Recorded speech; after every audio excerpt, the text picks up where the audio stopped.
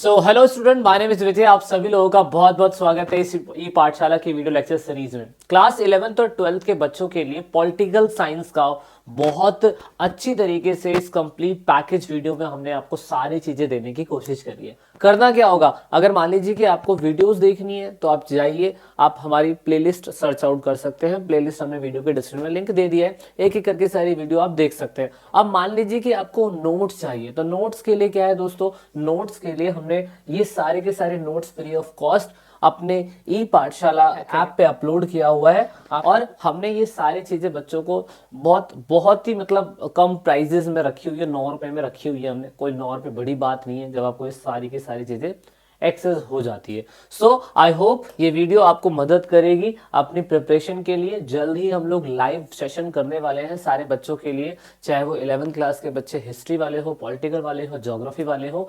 ये सारी की सारी चीजें आपके साथ लाइव होने वाली है। पूरे चैप्टर के अंदर आप पढ़ेंगे we try to understand the nature of the conflict. मतलब जो भी साउथ एशिया के अंदर जो भी कंट्रियां हैं, उन कंट्रियों के साथ हमारा कॉन्फ्लिक्ट कैसा हुआ, कहने का मतलब उनसे संघर्ष उन कंट्रियों के बीच में हमें कैसा देखने को मिला, एक तो हम वो जानेंगे। दूसरा हम ये देखने की कोशिश करेंगे डिफरेंट कंट्रीज के साथ जो हमारे कॉपरेशन हुए, सहयोग हुए। मतलब अगर एग्जांपल दे तो पाकिस्तान का मैं आज वीडियो के अंदर स्टार्ट करूंगा। मतलब पाकिस्तान के अंदर अगर हमारा कॉन्फ्लिक्ट है तो कैसा है, उनके साथ हमने सहयोग करा तो कैसा करा, और उनकी कंट्री के अंदर डोमेस्टिक पॉलिटिक्स कैसा है। मतलब समझते हैं उनके जो घरेलू पॉलिटिकल मुद्दे हैं वो कैसे हैं, वो भी हम देखने की कोशिश करेंगे। मतलब हम सारी कंट्रियों के बारे में देखने की कोशिश करेंगे जो साउथ एशिया से रिलेटेड है। और उसके बाद आपकी बुक के अंदर, आपके चैप्टर के अंदर जो चीजें आ रही हैं उनको कवर किया जाएगा। ओके, क्लियर है इतना आप सभी को? यानी कि पूरी बुक के अंदर हम अलग अलग टाइप की कंट्रियों के बारे में पढ़ेंगे। जैसे कि आपकी बुक के अंदर सिर्फ पाकिस्तान के बारे में, इंडिया, नेपाल, बांग्लादेश, भूटान, श्रीलंका और मालदीव यानी कि अफगानिस्तान के बारे में नहीं बताया गया है। हालांकि वो भी हमारे पड़ोसी मुल्क है जो हमसे बाउंड्री शेयर करता है। लेकिन आप नोटिस करेंगे कि यहाँ पे हम ये देखने की कोशिश करेंगे ये सारी कंट्रियों के बारे में कि इन कंट्री के अंदर डेमोक्रेसी कैसी है, डेमोक्रेसी के साथ साथ हमारा इन कंट्री के साथ प्रॉब्लम क्या चला था वो हम देखेंगे। और उसके प्रॉब्लम चलने के बाद हमने इनके साथ कोऑपरेशन क्या करे, सहयोग क्या करे, वो हम देखने की कोशिश करेंगे। So let's talk about with our neighboring country Pakistan. Pakistan एक ऐसी कंट्री है दोस्तों जहां पर लंबे समय तक डेमोक्रेसी नहीं बन पाई, लंबे समय तक सेना का शासन चलता रहा। आपकी बुक के अंदर ये वाला पार्ट बहुत ही अच्छी तरीके से डिस्क्राइब नहीं किया गया है। दैट इज वाई मैं आपसे कह रहा हूं कि बिल्कुल बारीकी से वीडियो को देखिएगा, क्योंकि कहीं कहीं आपको कॉम्प्लिकेशन हो सकती है। इसीलिए मेरा मेन मकसद है आपको समझाना बारीकी से। अगर आप समझ लेंगे तो मैं आपको ये गारंटी दे रहा हूँ कि वहाँ पे जो बुक के अंदर चीज़ें लिखी हुई है ना, वो आप काफ़ी हद तक कैच कर पाएंगे। Okay, let me start. तो सबसे पहले अगर आप देखें तो पाकिस्तान का मैप लगभग कुछ ऐसा है। और पाकिस्तान के अंदर सबसे बड़ा हमें क्या कहते हैं सिटी दिखाई देता है, जो कैपिटल दिखाई देता है वो इस्लामाबाद दिखाई देता है, आप देख सकते हैं। इसकी लार्जेस्ट सिटी जो है कराची है। यहाँ पे ऑफिशियल लैंग्वेज इंग्लिश उर्दू है। एथनिक ग्रुप के अंदर अलग अलग सिंधी, फलस्तीन, पुर्तगिश और अलग अलग टाइप के लोग रहते हैं। रिलीजन वहाँ पे आपको लगता होगा हिंदुज़म नहीं है, पर हिंदुज़म भी है, क्रिश्चियनिटी भी है। इस्लाम धर्म सबसे ज़्यादा डोमिनेंस वहाँ पे करता है। वहाँ के प्राइम मिनिस्टर प्रेसिडेंट आप देख सकते हैं अरीफ अलवी है। प्राइम मिनिस्टर वहाँ पे इरफान खान है। चेयरपर्सन सीनेट के कोई और है। मतलब सारी चीज़ें देख सकते हो, ये सारी चीज़ें हमें देखने को यहाँ पे मिलती है। तो यहाँ पे अगर आप देखने की कोशिश करेंगे कि यहाँ पे इंडिपेंडेंट जो था इनको 14 अगस्त को मिल गया था। जैसे हम लोगों को मिला था भाई, हम लोगों को 15 अगस्त 1947 में मिला था, लेकिन इनको 14 अगस्त के अंदर मिल गया था। अब यहाँ पे 14 अगस्त के मिलने के बाद अब इनके और हमारे बीच में कॉन्फ्लिक्ट बना रहता है, लेकिन लंबे समय तक इनके देश में डेमोक्रेसी नहीं आती है। तो डेमोक्रेसी नहीं आती है तो वो मैं आपको बताने की कोशिश करूंगा। सभी लोगों को लगता है कि मोहम्मद अली जिन्ना जो थे वो देश के पहले प्रधानमंत्री बन गए होंगे, जैसे कि हमारी कंट्री के अंदर जवाहरलाल नेहरू जी बन गए थे प्रधानमंत्री। पर ऐसा नहीं था। यहाँ पे पाकिस्तान के पहले गवर्नर जनरल बनाए गए थे मोहम्मद अली जिन्ना। वो आप देख सकते हैं 14 अगस्त से लेकर 11 सितंबर 1948 तक 1948 तक ये गवर्नर बने रहे। इनके गवर्नर बनने बनने के बाद अगर आप देखेंगे तो बहुत सारे गवर्नर आए, बहुत सारे गवर्नर आए। तो पेपर के अंदर एक क्वेश्चन आता है जो यूपीएससी से रिलेटेड है, वो आप ये बता सकते हैं कि हमारे भारत देश में आज़ादी के बाद पहले गवर्नर किसे कौन बनाए गए थे। प्रधानमंत्री की बात नहीं हो रही, राष्ट्रपति की बात नहीं हो रही, पहले गवर्नर जनरल कौन बनाए गए थे। अगर आपको पता है तो मुझे कमेंट करके ज़रूर बताइएगा। ओके, बता दीजिएगा ताकि आपको भी पता चल जाए कि आप कितना पानी में। उसके बाद आप देखेंगे कि 1948 के बाद 1956 में जाके उस देश के अंदर पहले पाकिस्तान के राष्ट्रपति बनाए जाते हैं। लेकिन ये जो राष्ट्रपति हैं, ये खुद ही मेजर जनरल थे। मेजर जनरल समझते हैं, जो आर्मी का सबसे बड़ा हेड होता है, मेजर जनरल वहाँ पे क्या बन गया, वहाँ पे राष्ट्रपति बन गया। उसके बाद एक नए राष्ट्रपति बनते हैं, वो फील्ड मार्शल थे। हमारे भारत के अंदर एक फील्ड मार्शल थे जिन्होंने बांग्लादेश के युद्ध के टाइम पीरियड पे आप देखेंगे इंदिरा गांधी जी की मदद करी थी, और वो फील्ड मार्शल की पोस्ट उस युद्ध के बाद खत्म कर दी गई थी। तो अब फील्ड मार्शल हमारी कंट्री के अंदर वो कौन थे, अगर आपको पता है तो कमेंट करके मुझे बताइएगा ताकि पता चले कि आपको भी चीज़ें समझ में आ रही है। उसके बाद फील्ड मार्शल ये जो थे, ये सेकंड खुद को अपने आप को क्या बना लेते हैं, देश के राष्ट्रपति बना लेते हैं। टाइम पीरियड देखिए आप, टाइम पीरियड 1948 के बाद 56 तक, यानी कि लगभग यहाँ पे 8 सालों तक गवर्नर जनरल बने रहे। लेकिन गवर्नर जनरल यहाँ पे ये नहीं थे, दूसरे और गवर्नर जनरल बने, और देश के पहले राष्ट्रपति जो बने वो बने आपके मेजर इस्कंदर अली मिर्जा।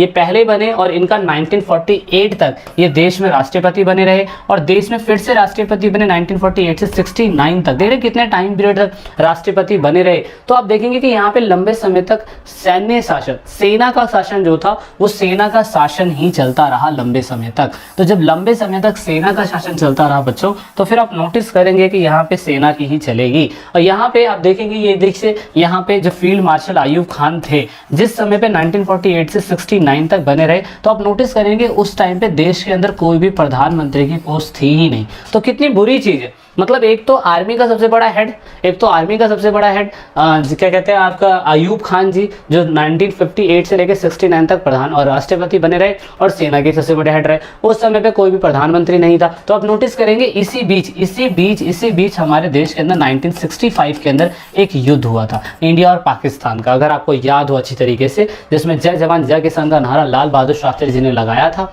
और वो युद्ध हम जीते थे।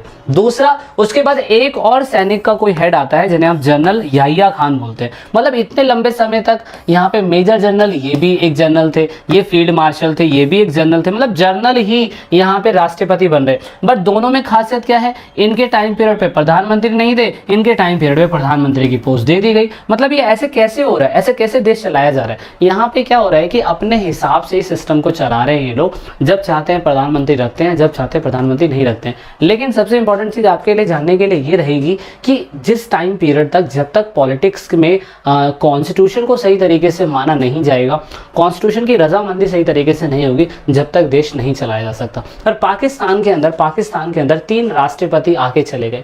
एक का टाइम पीरियड 56 से 58, एक का टाइम पीरियड 58 से 69, एक का टाइम पीरियड 69 से 71। इतने टाइम पीरियड तक राष्ट्रपति जो है वो चुनते रहे, बनते रहे। किसी टाइम पीरियड पे पीएम थे, किसी टाइम पीरियड पे पीएम नहीं थे। बुक के अंदर इतना नहीं बताया हुआ है, तो ये स्लाइड जो मैं आपको दिखा रहा हूँ, इस स्लाइड को ध्यान से देख लीजिएगा, ठीक है। और ये चीज आप सर्च कर लीजिएगा, स्लाइड चाहिए होगी तो मैं स्लाइड भी आपको दे दूंगा ताकि आप हमारे टेलीग्राम चैनल पे एक्सेस कर पाए उसे। और उसके बाद यहाँ पे अब देखेंगे कि जब ये जो मेजर अयूब खान जो थे, जो पाकिस्तान के अंदर general second prime minister president बने थे, तो ये प्रेसिडेंट की खासियत ये थी कि इन्होंने संविधान, जो कॉन्स्टिट्यूशन है, उसे एक्सेप्ट कर लिया था। कहा था ठीक है हम संविधान को मानेंगे। लेकिन इनके खिलाफ, अयूब खान के खिलाफ लंबे समय तक क्या कहते हैं, मैं कह सकता हूं कि प्रोटेस्ट चलता रहा कि ये कैसे क्या कहते हैं हेड बन गए। तो इनके खिलाफ प्रोटेस्ट चलता रहा, दैट इज़ वाई इनको कुछ समय के बाद हटना पड़ गया। और हटना पड़ गया तो फिर आपको पता है कि अयूब खान के बाद जो देश के अंदर नए राष्ट्रपति बने वो भी क्या कहते हैं जनरल ही थे, वो जनरल याहिया खान थे। लेकिन आप देखेंगे अयूब खान के खिलाफ प्रोटेस्ट स्टार्ट हुआ था, एक मिलिट्री प्रोटेस्ट स्टार्ट हुआ था। और आप देखेंगे यहाँ पे फिर क्या कहते हैं जो याहिया खान थे उन्होंने 71 तक अपना सत्ता को चलाया था 69 के बाद। और वो जब वॉर हुआ था आपका, कौन सा वॉर हुआ था, बांग्लादेश क्राइसिस वाला, ये जब आप आगे बढ़ेंगे ना तो आपको उसमें समझ में आएगा कि याहिया खान जी उस वॉर के बाद क्या कहते हैं अपनी पोस्ट छोड़ देते हैं और देश के अंदर एक नए क्या कहते हैं राष्ट्रपति बनेंगे। तो आप ये देख सकते हैं ये वाला पाकिस्तान 72 के बाद क्या कहते हैं शेख मुजीबुर रहमान उस देश के बांग्लादेश के पहले राष्ट्रपति बनते हैं। ये हम आगे पढ़ेंगे अभी, लेकिन अभी आप देखेंगे यहाँ पे जुल्फ़िकार भुट्टो। देखो आपकी बुक के अंदर टाइम पीरियड क्या लिखा हुआ है, आपकी बुक के अंदर टाइम पीरियड लिखा हुआ है कि वो 71 से 77 तक रहते हैं, लेकिन एक चीज़ गलत चीज़ लिखी हुई है, वो चीज़ आप नोटिस कर लीजिएगा।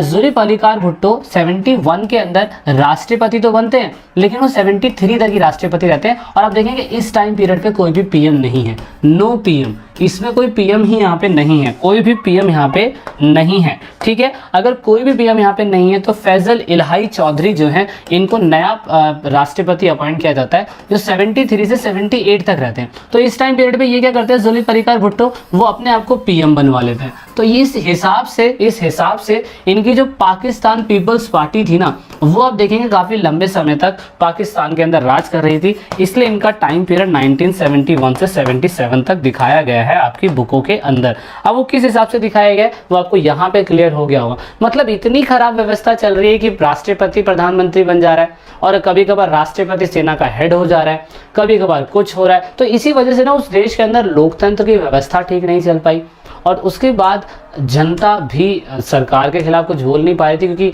वहाँ पे जो रूल्स एंड रेगुलेशन थे वो भी इस हिसाब के इतने स्ट्रिक्ट नहीं बनाए गए कि जनता अपने राजाओं के खिलाफ या अपने हेड के खिलाफ किसी भी प्रकार का प्रोटेस्ट कर सके या इंटरनेशनल लेवल पे उनकी कंप्लेंट कर सके। तो 73 तक आप देख सकते हैं जुल्फ़िकार भुट्टो जो थे वो राज कर रहे थे। और यहाँ पे 73 के बाद जाके 77 के बाद जाके सिस्टम में थोड़े बहुत बदलाव आते हैं और 77 के बाद आप देखेंगे दोबारा से यहाँ पे जनरल मोहम्मद ज़िया-उल हक अब दोबारा से जनरल आ चुके हैं। जनरल अपने आप को राष्ट्रपति घोषित कर लेते हैं और इनके टाइम पीरियड पे आप क्या कहते हैं आपके प्रधानमंत्री जुल्फ़िकार भुट्टो नहीं रहते हैं, नए प्रधानमंत्री आ जाते हैं और यहाँ पे जुल्फ़िकार भुट्टो को पोस्ट हटानी पड़ती है और यहाँ पे ज़िया-उल हक नए दोबारा से तख्ता पलट करके, देख रहे हो मैंने कहा ना लंबे समय तक सैन्य शासन चलता रहा, दैट इज वाई पाकिस्तान के अंदर लोकतंत्र इतने लंबे समय तक मजबूत नहीं रहा।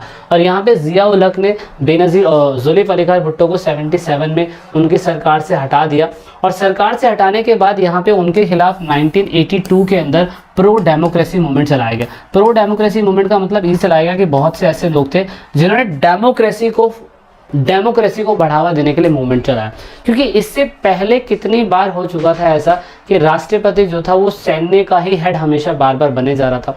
अगर सैन्य का हेड बार बार बन रहा था तो जनता को बोलने की फ्रीडम नहीं, किसी भी चीज़ की फ्रीडम नहीं।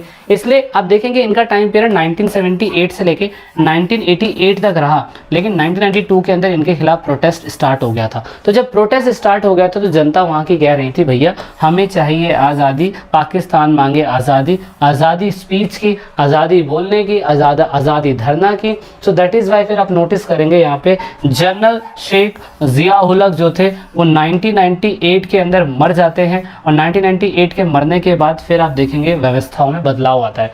अब व्यवस्थाओं में क्या बदलाव आया 1988 से लेके 1988 से लेके 1999 तक 1999 तक यहाँ पर अब ये जितने भी प्रधान राष्ट्रपति बने ना, ये कोई भी राष्ट्रपति आर्मी से रिलेटेड नहीं था।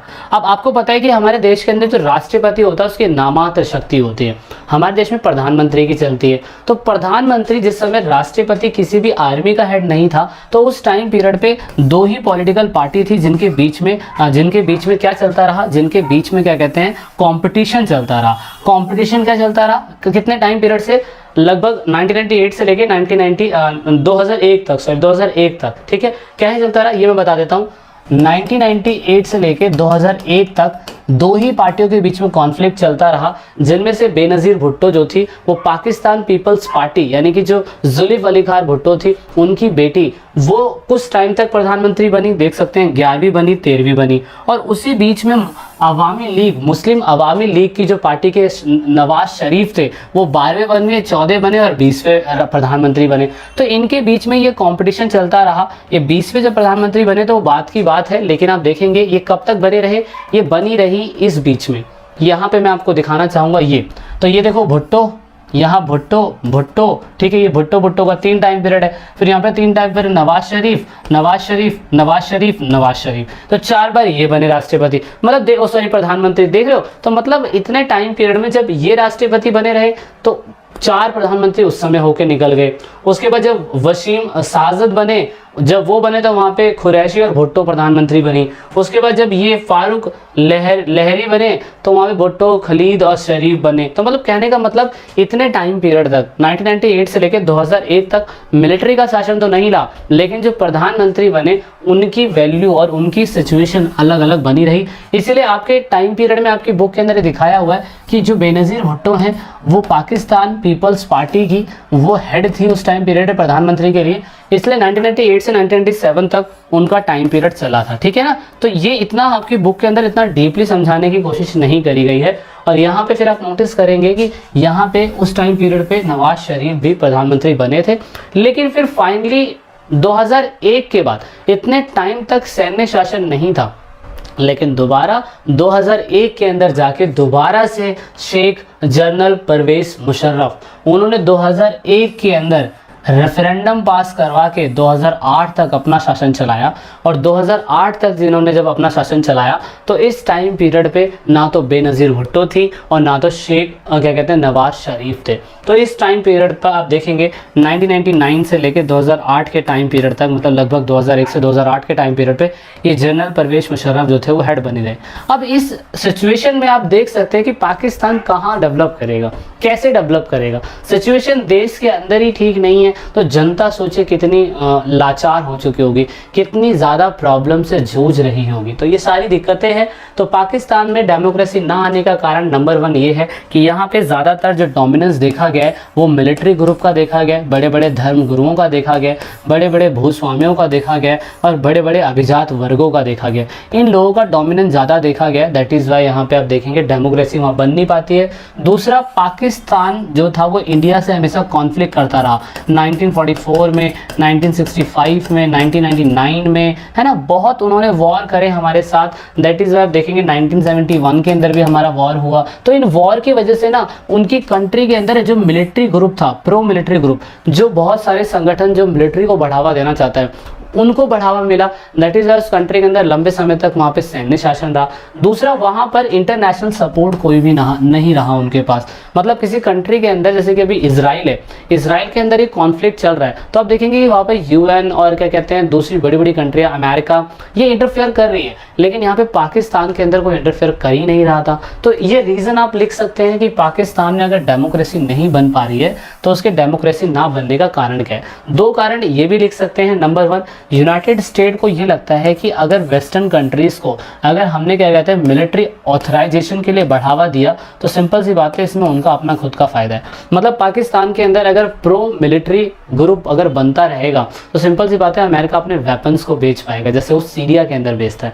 और दूसरा, यहाँ पे वेस्टर्न कंट्रीज को ऐसा लगता है कि अगर पाकिस्तान जो है वो अपनी मिलिट्री बेस्ड कंट्री बनाएगा, मतलब जहाँ पे मिलिट्री को कंट्रोल रहेगा, तो उसमें ग्लोबल इस्लामिक टेररिज्म जो ग्रुप है उनको बम बेच पाना मुश्किल होगा। इससे क्या होगा कि मान लीजिए कि पाकिस्तान के अंदर अगर बहुत बड़ी मात्रा के अंदर परमाणु बम, न्यूक्लियर एसलेंस बनाए जा रहे हैं, जो भी शस्त्र बनाए जा रहे हैं, तो वो शस्त्र अगर किसी टेररिस्ट ग्रुप को मिल गया तो वो पूरी दुनिया का विनाश कर सकता है। जैसे अफगानिस्तान को क्या कहते हैं ओसामा बिन लादेन ने एक बार एक केस कर दिया था। तो इसलिए वेस्टर्न कंट्रीज को लगता है कि पाकिस्तान के अंदर जो मिलिट्री का शासन है वही रहना चाहिए। तो ये 5 कारण आप लिख सकते हैं। ये 5 कारण अगर आप लिख देंगे तो आप समझ जाएगा एग्जामिनर कि हाँ भाई बच्चे को डीपली समझ में आता है। अब यहाँ पे अब देश के अंदर 2018 के अंदर इमरान खान जो है आम चुनाव जीते थे और पाकिस्तान के 22वें प्रधानमंत्री जाके अभी ये बने हुए हैं। तो अभी आप देख सकते हैं इन्हें। अब बात करते हैं कि पाकिस्तान का और इंडिया का कॉन्फ्लिक्ट क्या है, मेन कॉन्फ्लिक्ट। तो अगर आप देखें तो पाकिस्तान और इंडिया का मेन कॉन्फ्लिक्ट है एरिया ऑफ डिस्प्यूट का, जिसमें से नंबर 1 है कश्मीर इशू, है ना।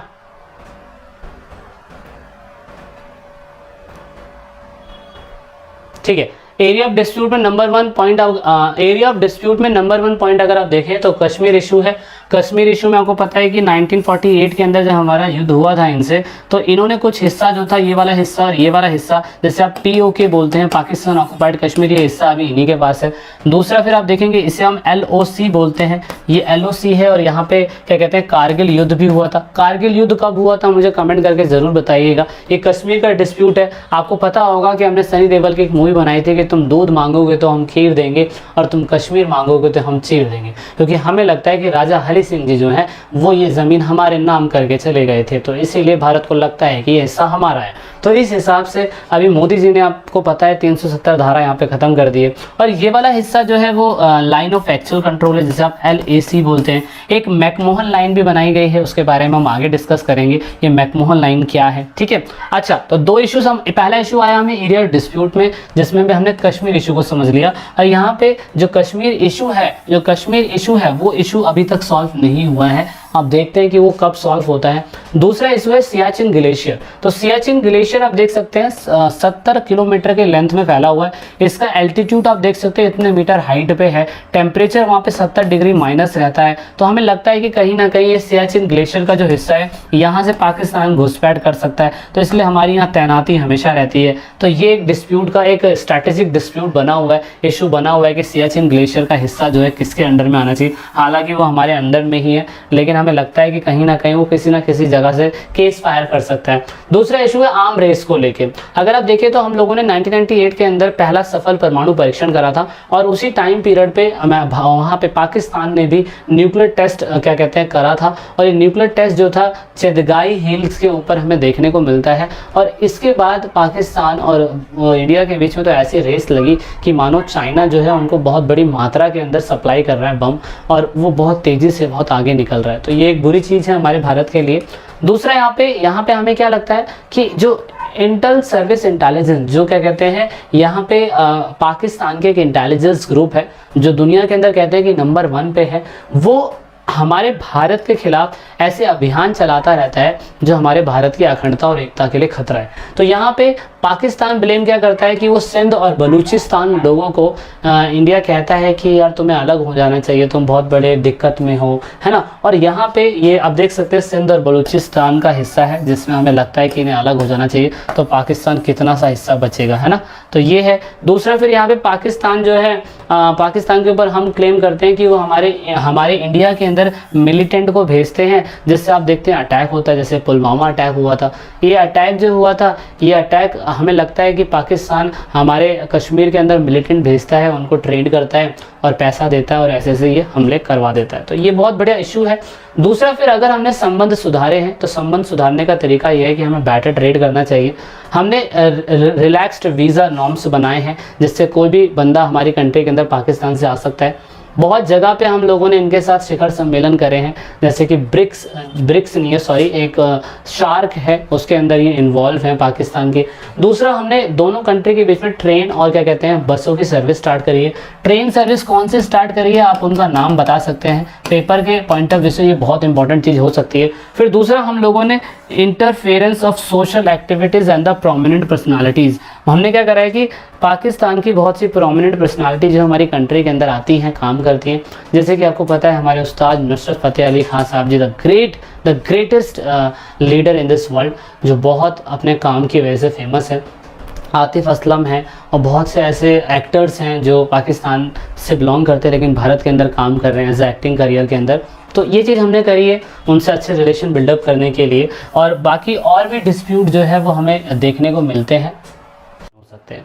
सो टुडे आप सभी ये देखने की कोशिश करेंगे कि साउथ एशिया के कॉन्टेम्प्रेरी टाइम पीरियड में हमारे जो पड़ोसी मुल्क हैं उनमें से अफगानिस्तान, पाकिस्तान, उसके साथ नेपाल है, बांग्लादेश है, भूटान है, श्रीलंका है, मालदीव है। आपकी इस बुक के अंदर इन सभी के साथ रिलेशन बताने की कोशिश करी गई है, बट आप नोटिस करेंगे सबसे ज़्यादा इम्पॉर्टेंट दिया जो गया है वो दिया गया है पाकिस्तान के बारे में, नेपाल के बारे में, बांग्लादेश के बारे में और श्रीलंका के बारे में। ये 4 टॉपिक सबसे ज़्यादा इंपॉर्टेंट है। साउथ एशिया कंट्री के साथ हमारे रिलेशन कैसे, अगर आप इनके ऊपर फोकस कर ले तो मैं आपको 200% गारंटी दे रहा हूँ आपका टॉपिक कवर हो जाएगा। बाकी छोटे मोटे टॉपिक हैं तो वो तो बहुत आसान होते हैं कवर करने, उसमें आपको कोई दिक्कत होगी नहीं। चलिए स्टार्ट करते हैं।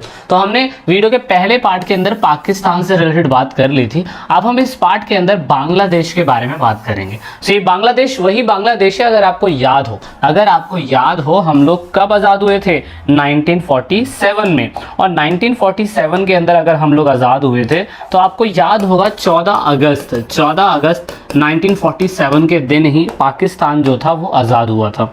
तो पाकिस्तान ने क्या कहा था, अगर आप जब अगली बुक पढ़ेंगे तो आपको इसमें समझ में आएगा। टू नेशन थ्योरी के अंदर बातचीत करी गई थी, टू नेशन थ्योरी के अंदर कि कैसे जो हिस्सा जहाँ पे मुसलमानों की संख्या ज़्यादा है वो हिस्सा पाकिस्तान बना दिया जाएगा, और जहाँ पे हिंदुस्तान मतलब हिंद लोगों की संख्या ज़्यादा है, हिंदुस्तानियों की संख्या ज़्यादा है, वो हिस्सा हमारे क्या बना दिया जाएगा, हिंदुस्तान बना दिया जाएगा। तो इस हिसाब से दो पाकिस्तान बने थे, एक वेस्ट पाकिस्तान बना था और ये ढाका, अगर आप देखें बांग्लादेश जो आज का बांग्लादेश है, लेकिन उसे ईस्ट पाकिस्तान बनाया गया। कहने का मतलब 1947 से लेके 1971 तक जो ये बांग्लादेश का हिस्सा था, जिसे आप ईस्ट पाकिस्तान बोलते थे, उस पाकिस्तान के ऊपर बांग्लादेशियों का नहीं बल्कि वेस्ट पाकिस्तान के लोगों का ज़्यादा मैं कह सकता हूँ डोमिनेंस देखने को मिलता था। तो यहाँ पे एक लूज पॉइंट अगर आप देखें तो यहाँ पे सत्ता यहाँ पे चल रही है, सब कुछ यहाँ पे चल रहा है, लेकिन यहाँ पे बेचारे जो ईस्ट पाकिस्तानी के लोग हैं वो कहते हैं कि यार हमें भी थोड़ा बहुत मतलब सत्ता को चखने का मौका दीजिए, हमें भी थोड़ा बहुत क्या कहते हैं सिचुएशन को चलाने का मौका दीजिए, जो इनको नहीं मिल पा रहा। तो समझ रहे हैं ना। तो 1947 के बाद कहानी थोड़ी सी बिगड़ने लगी थी, and now this is the most turning point of the history and political also, because यहाँ से आपको जानने को मिलेगा किस तरीके से बांग्लादेश आज़ाद होने की गुहार कर रहा है। बांग्लादेश में कैसे जब वो आज़ादी मिली उन लोगों को तो वहाँ पे भी कुछ क्रिटिकल प्रॉब्लम हुई, एंड देन उसका रिलेशन हमारा भारत के साथ कैसा रहा वो हम जानेंगे, और एट प्रेजेंट टाइम पे भी इनका रिलेशन कैसा है वो भी हम जानेंगे। तो आपको इतना समझ में आ चुका होगा कि 1947 के बाद जब ये आज़ाद हुआ 1971 तक ही यहाँ पे क्या कहते हैं पूरी तरीके से ये जो हमारे वेस्ट पाकिस्तान के जो हैं वो ही यहाँ पे अपना सिक्का जमाए हुए थे, जो बहुत बड़ी प्रॉब्लम थी। अब क्योंकि आपने पाकिस्तान वाला अगर पार्ट पढ़ा हो तो आपको पता है यहाँ पे ज़्यादातर समय तक तो सैनिक शासन ही रहा था, तो फिर वैसे भी इस पाकिस्तान के लोग कुछ बोल नहीं सकते थे। लेकिन टर्निंग पॉइंट कहाँ से आता है वो फिर मैं आपको समझाने की कोशिश करता हूँ। अगर आपको वीडियो अच्छी लग रही है तो लाइक ज़रूर करिएगा, और अगर आपको कोई भी डाउट है तो कमेंट कर दीजिएगा ताकि हम आपको बता दें। और हम क्या कहते हैं लाइव क्लास भी लेते हैं, तो उसमें आप अपनी वोटिंग ज़रूर शेयर करिएगा ताकि हमें समझ में आता रहे कि हमारे जो स्टूडेंट्स हैं वो कैसे टॉपिक्स को जानना पसंद करते हैं। So this is about the east Pakistan.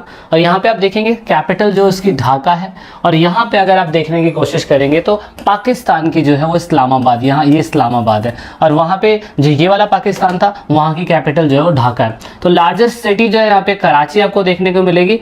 Pakistan के अंदर इंग्लिश उर्दू ऑफिशियल लैंग्वेज मानी जाती है, और इस पाकिस्तान के अंदर अगर आप देखें तो ज़्यादातर इस एथनिक के ग्रुप रहते हैं। इस्लाम धर्म जो है सबसे ज़्यादा यहाँ पे माना जाता है।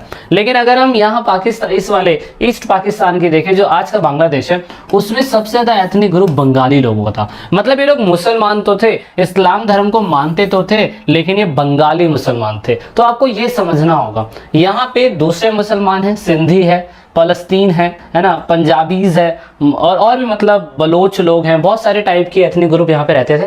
और यहाँ पे जो थे आप देख सकते हैं ज़्यादातर यहाँ पे बंगाली मुसलमान हमें देखने को मिलते थे, और दूसरे हिस्से में माइनॉरिटीज़ रहती थी। लेकिन यहाँ प्रॉब्लम ये थी कि अगर सत्ता का सारा हिस्सा सारी पावर सब कुछ वेस्ट पाकिस्तान लेगा तो यहाँ पे बेचारे जो ईस्ट पाकिस्तान के लोग हैं वो क्या करेंगे, वो क्या नाचेंगे? बस ऐसा नहीं चल सकता, समझ रहे? तो यहाँ पे आप प्रॉब्लम देखेंगे कि नाचने का कोई फायदा नहीं होगा। यहाँ पे बांग्लादेशियों को धीरे धीरे करके उन्होंने कहा कि भैया अब नाचना हमने छोड़ दिया है, अब हमें थोड़ी बहुत सत्ता के अंदर अपना भी क्या कहते हैं पार्टिसिपेशन चाहिए। तो अब आपको एक चीज़ कमेंट करके मुझे बतानी है, वो कमेंट क्या करना है ध्यान से सुनिए।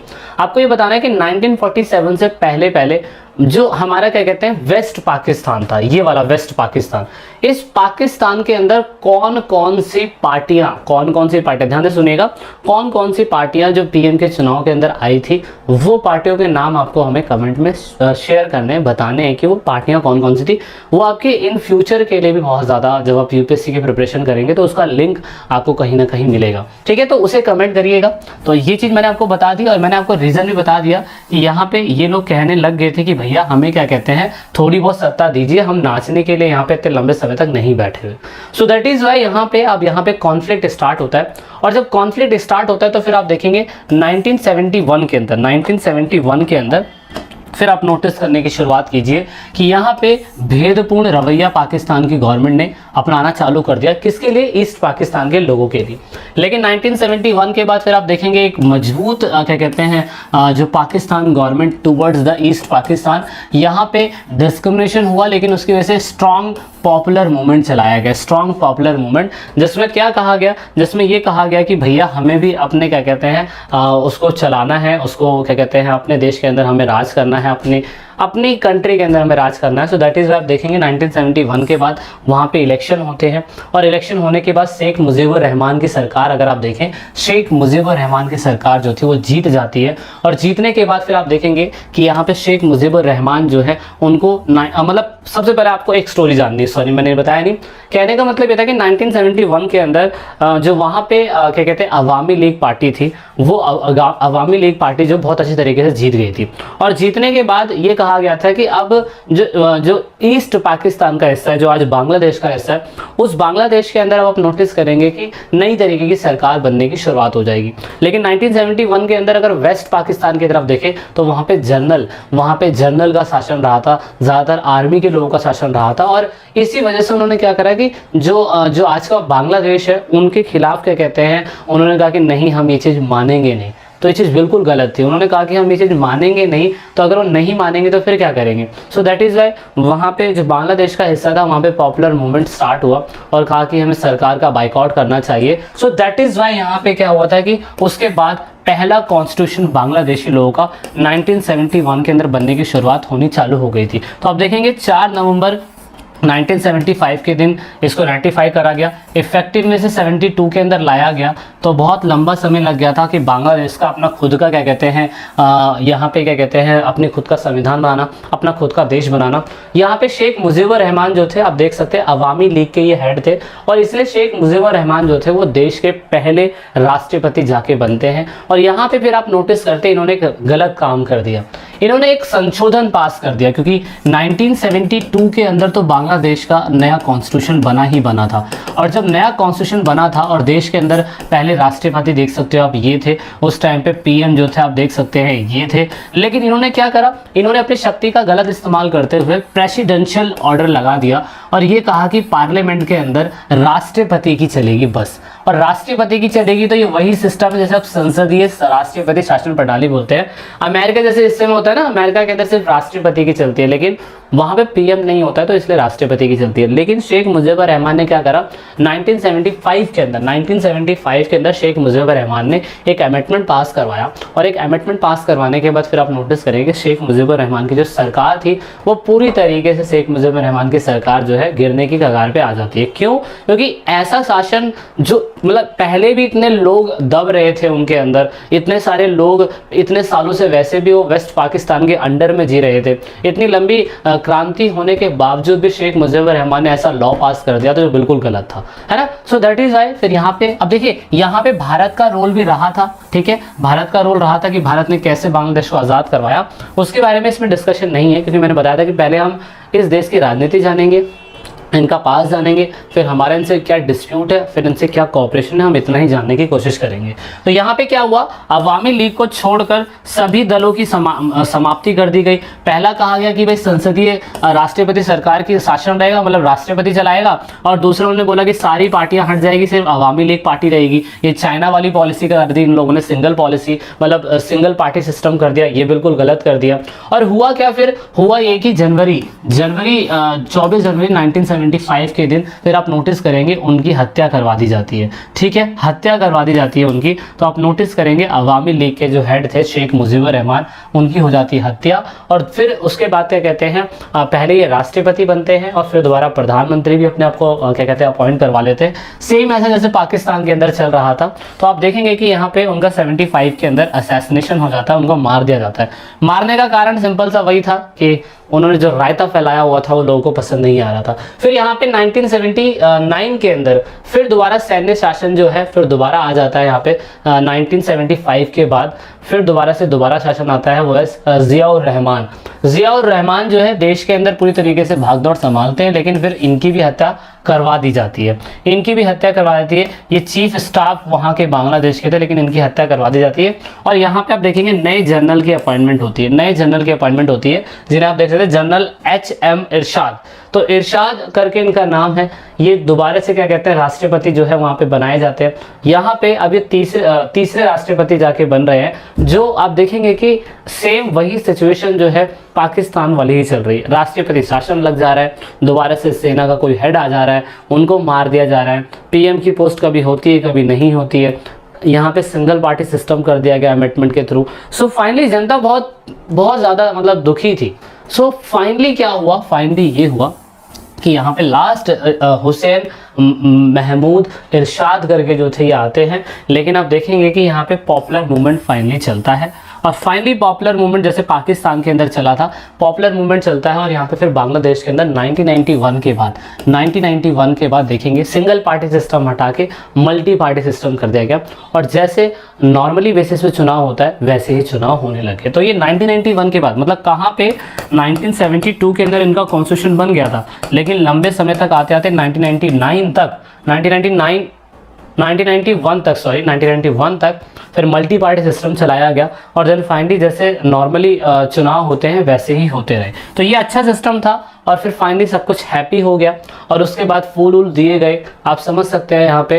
अब यहाँ पे हमें जानना है कि 1991 के बाद भारत और पाकिस्तान का जो संबंध है वो किस हिसाब का है, क्योंकि भारत ने बांग्लादेश को आज़ाद कराया था। तो शुरुआती समय में तो संबंध अच्छे होंगे ही होंगे, है ना। लेकिन हमारे साथ उनका डिस्प्यूट पता क्या रहता है, डिस्प्यूट नंबर वन है जो लोग बांग्लादेश से जब 1971 के अंदर युद्ध हुआ था तो उस टाइम पे बहुत सारे इनलीगल माइग्रेंट जो थे, बहुत सारे इनलीगल हमारे भारत के अंदर अवैध रूप से घुस चुके थे।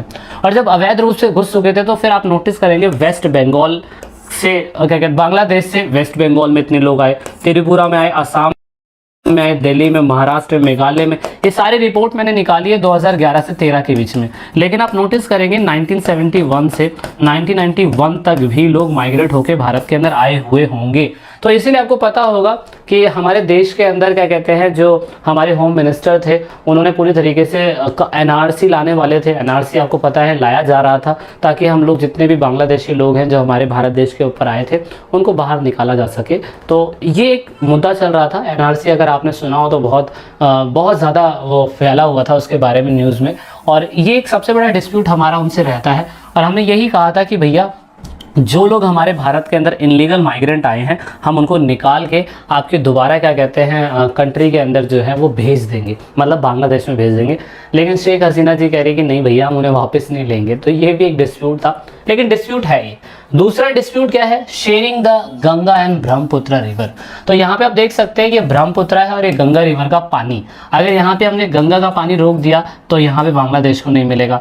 यहाँ से ब्रह्मपुत्र से यहाँ से आ रहा तो अगर हमने यहाँ से रोक दिया तो चाइना यहाँ से भी रोक सकता है। तो ये एक डिस्प्यूट है। तो शेयरिंग मतलब बता रखा है गंगा और ब्रह्मपुत्र नदी का क्या कहते हैं जो पानी है कितना % किसे मिलना चाहिए। तो गंगा को आप देख सकते हो, गंगा का 79% हम यूज़ करते हैं, नेपाल 14%, बांग्लादेश 4%, चाइना सिर्फ 3%। लेकिन अब ब्रह्मपुत्र नदी की बात करें तो चाइना 50%, इंडिया 33% और बांग्लादेश 8%, भूटान 8%। तो ये बहुत बड़ी दिक्कत वाली बात रहती है कि पानी कितना मिलना चाहिए कितना नहीं मिलना चाहिए, वो डिस्प्यूट हमारा उनके साथ बना हुआ है। तो हम जल संधि भी करते रहते हैं उनके साथ, आपको पता ही है। फिर तीसरा डिस्प्यूट जो हमें देखने को मिला वो डिस्प्यूट देखने को मिला कि Bangladesh decision not to export natural gas to India, मतलब भारत को प्राकृतिक गैस का निर्यात करने से बांग्लादेश का फैसला जो मना है। मतलब अगर मान लीजिए कि हमारा ये हिस्सा है ये हिस्सा है और हमें क्या कहते हैं त्रिपुरा या मिजोरम इधर के इलाकों में प्राकृतिक गैस ट्रांसफर करनी है तो हम लोग बांग्लादेश से नहीं लेके जा सकते, वो उन्होंने हमें मना करा हुआ है। तो ये एक सबसे बड़ा डिस्प्यूट है, हमें पूरा घूम के आना पड़ता है। जबकि हमने कहा बांग्लादेश से क्या थोड़ी सी जगह दे दो, रास्ता दे दो, हम लोग सामान लेके जा सकते हैं, तो ये चीज़ भी नहीं दी गई है। तो ये बहुत ज़्यादा दिक्कत वाली बात है कि Bangladeshi refusal to allow Indian troops to move through its territory to north to east. मतलब उन्होंने मना किया हुआ है कि आप ऐसा नहीं कर सकते कि आप हमारे टेरिटरी से निकल के क्या कहते हैं अपने दूसरे देशों में जाए, जो मेरे ख्याल से लगता है सिक्योरिटी पर्पस के हिसाब से भी ठीक है। तो ये इन्होंने करा है और यहाँ पे क्या कहते हैं ये भी हमारा एक डिस्प्यूट इनके साथ बना रहता है और ये आज भी डिस्प्यूट है। और हमें क्या लगता है, हमने जो कहा है बांग्लादेशियों को, हमने कहा है कि बांग्लादेशी जो लोग हैं ना वो भारतीय विरोधी इस्लामिक जो ग्रुप है स्पेशली ISI इनको कहीं ना कहीं वो बढ़ावा देता है हमारे देश के अंदर आतंकवाद को बढ़ाने का। तो बांग्लादेशी लोगों ने ऐसा करा हुआ है, जबकि बांग्लादेशी लोग भारत के खिलाफ शिकायत करते रहते हैं। क्या शिकायत करते रहते हैं? वो कहते हैं कि जो बांग्लादेशी है ना, मतलब जो इंडिया है, उन्होंने क्या करा है, India is trying to extract Bangladeshi natural gas and unfair in trade. मतलब बांग्लादेश के जो नेचुरल ऑयल है, रिसोर्सेज है, वो पूरी तरीके से भारत निकाल रहा है। और दूसरा, बिजनेस के कायदे कानून के अंदर भी बांग्लादेश के साथ अनफेयर है। तो ये अनफेयर है इंडिया, तो यहाँ पे भी कहीं ना कहीं बांग्लादेशी कंप्लेन करते रहते हैं हमारे बारे में कि ऐसा है। दूसरा यहाँ पे, और दूसरा क्या कहते हैं, एक और यहाँ पे डिस्प्यूट जो है वो हमें देखने को मिलता है, वो देखने को मिलता है कि चिटगॉन हिल्स ट्रैक जो इलाका है वहाँ पे भारत जो है वो कहीं ना कहीं ऐसा बांग्लादेशियों को लगता है कि वो बांग्लादेश के खिलाफ कुछ ना कुछ गतिविधियां करता रहता है।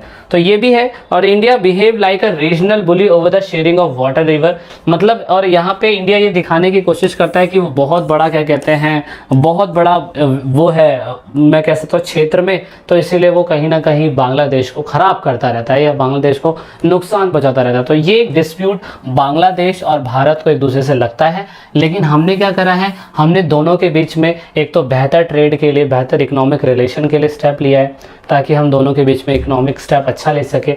दूसरा, फिर हमने एक दूसरे के आपदा प्रबंधन के लिए, मतलब जो एनवायरमेंटल इश्यूज होते हैं ना, उनके मैनेजमेंट के लिए हम लोग क्या कहते हैं आपस में एक दूसरे की मदद करते रहते हैं। हमने इस डिस्प्यूट को ठीक करने की बात करी है। दूसरा सबसे अच्छा डिस्प्यूट जो मुझे लगा कि भारत जो है वो पूर्व की ओर देखो नीति, जिससे आप क्या कहते हैं 2014 के अंदर एक्ट ये लिखा हुआ है, वैसे तो खैर पहले लुक ईस्ट पॉलिसी था ये 1992 के अंदर, लेकिन यहाँ पे क्या कहते हैं एक्ट ईस्ट पॉलिसीज के तहत 2014 के अंदर बांग्लादेश के साथ भारत ने अच्छा रिलेशन बनाया।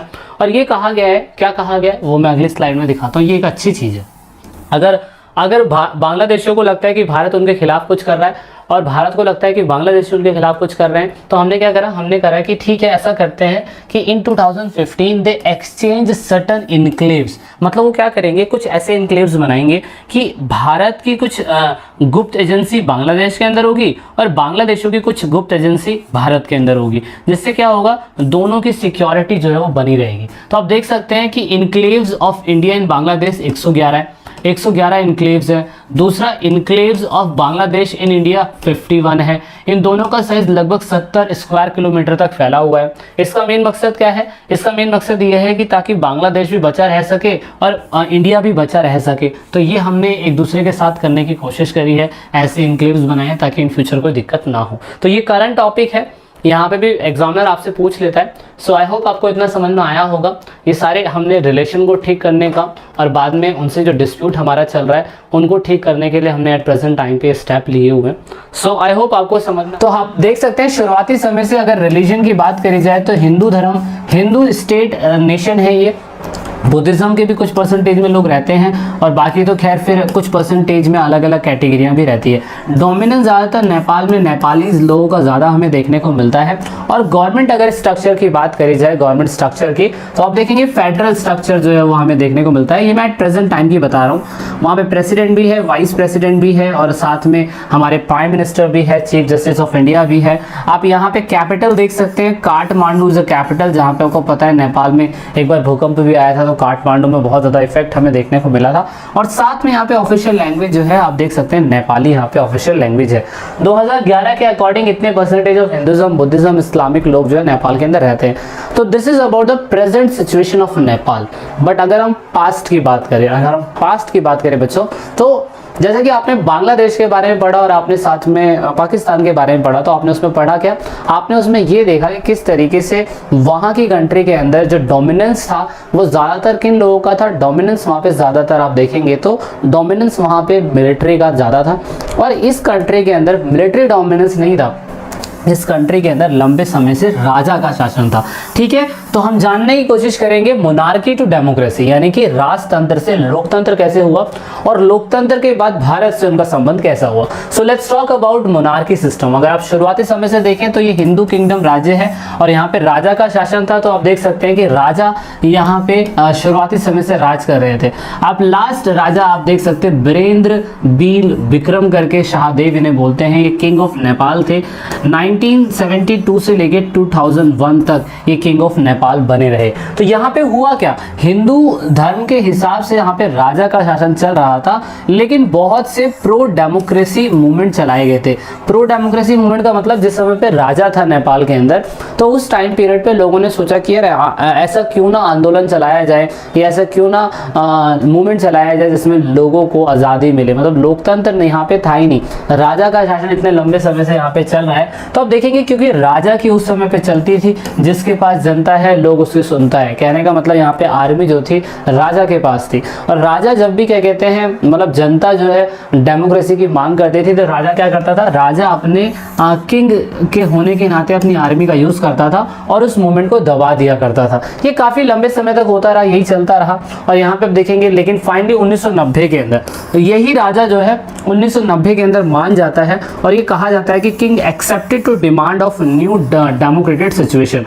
मतलब सिचुएशन सॉरी कॉन्स्टिट्यूशन। कहने का मतलब यहाँ पे है कि राजा जो है 1990 तक आते आते फाइनली ये मान लेता है कि ठीक है, वहाँ की जनता को हम एक तरीके का डेमोक्रेटिक कॉन्स्टिट्यूशन देंगे जैसा भारत के अंदर था। तो 1990 के टाइम पीरियड पे ये जो क्या कहते हैं डिमांड थी वो माननी चालू हो गई थी राजा के द्वारा, और राजा ने कहा था कि ठीक है मैं डेमोक्रेसी सिस्टम मानूंगा, लेकिन थोड़ा बहुत, ऐसा नहीं था कि मतलब पूरी तरीके से राजा हट जाएगा और क्या कहते हैं वहाँ पे कॉन्स्टिट्यूशन आ जाएगा, ऐसा बिल्कुल नहीं था।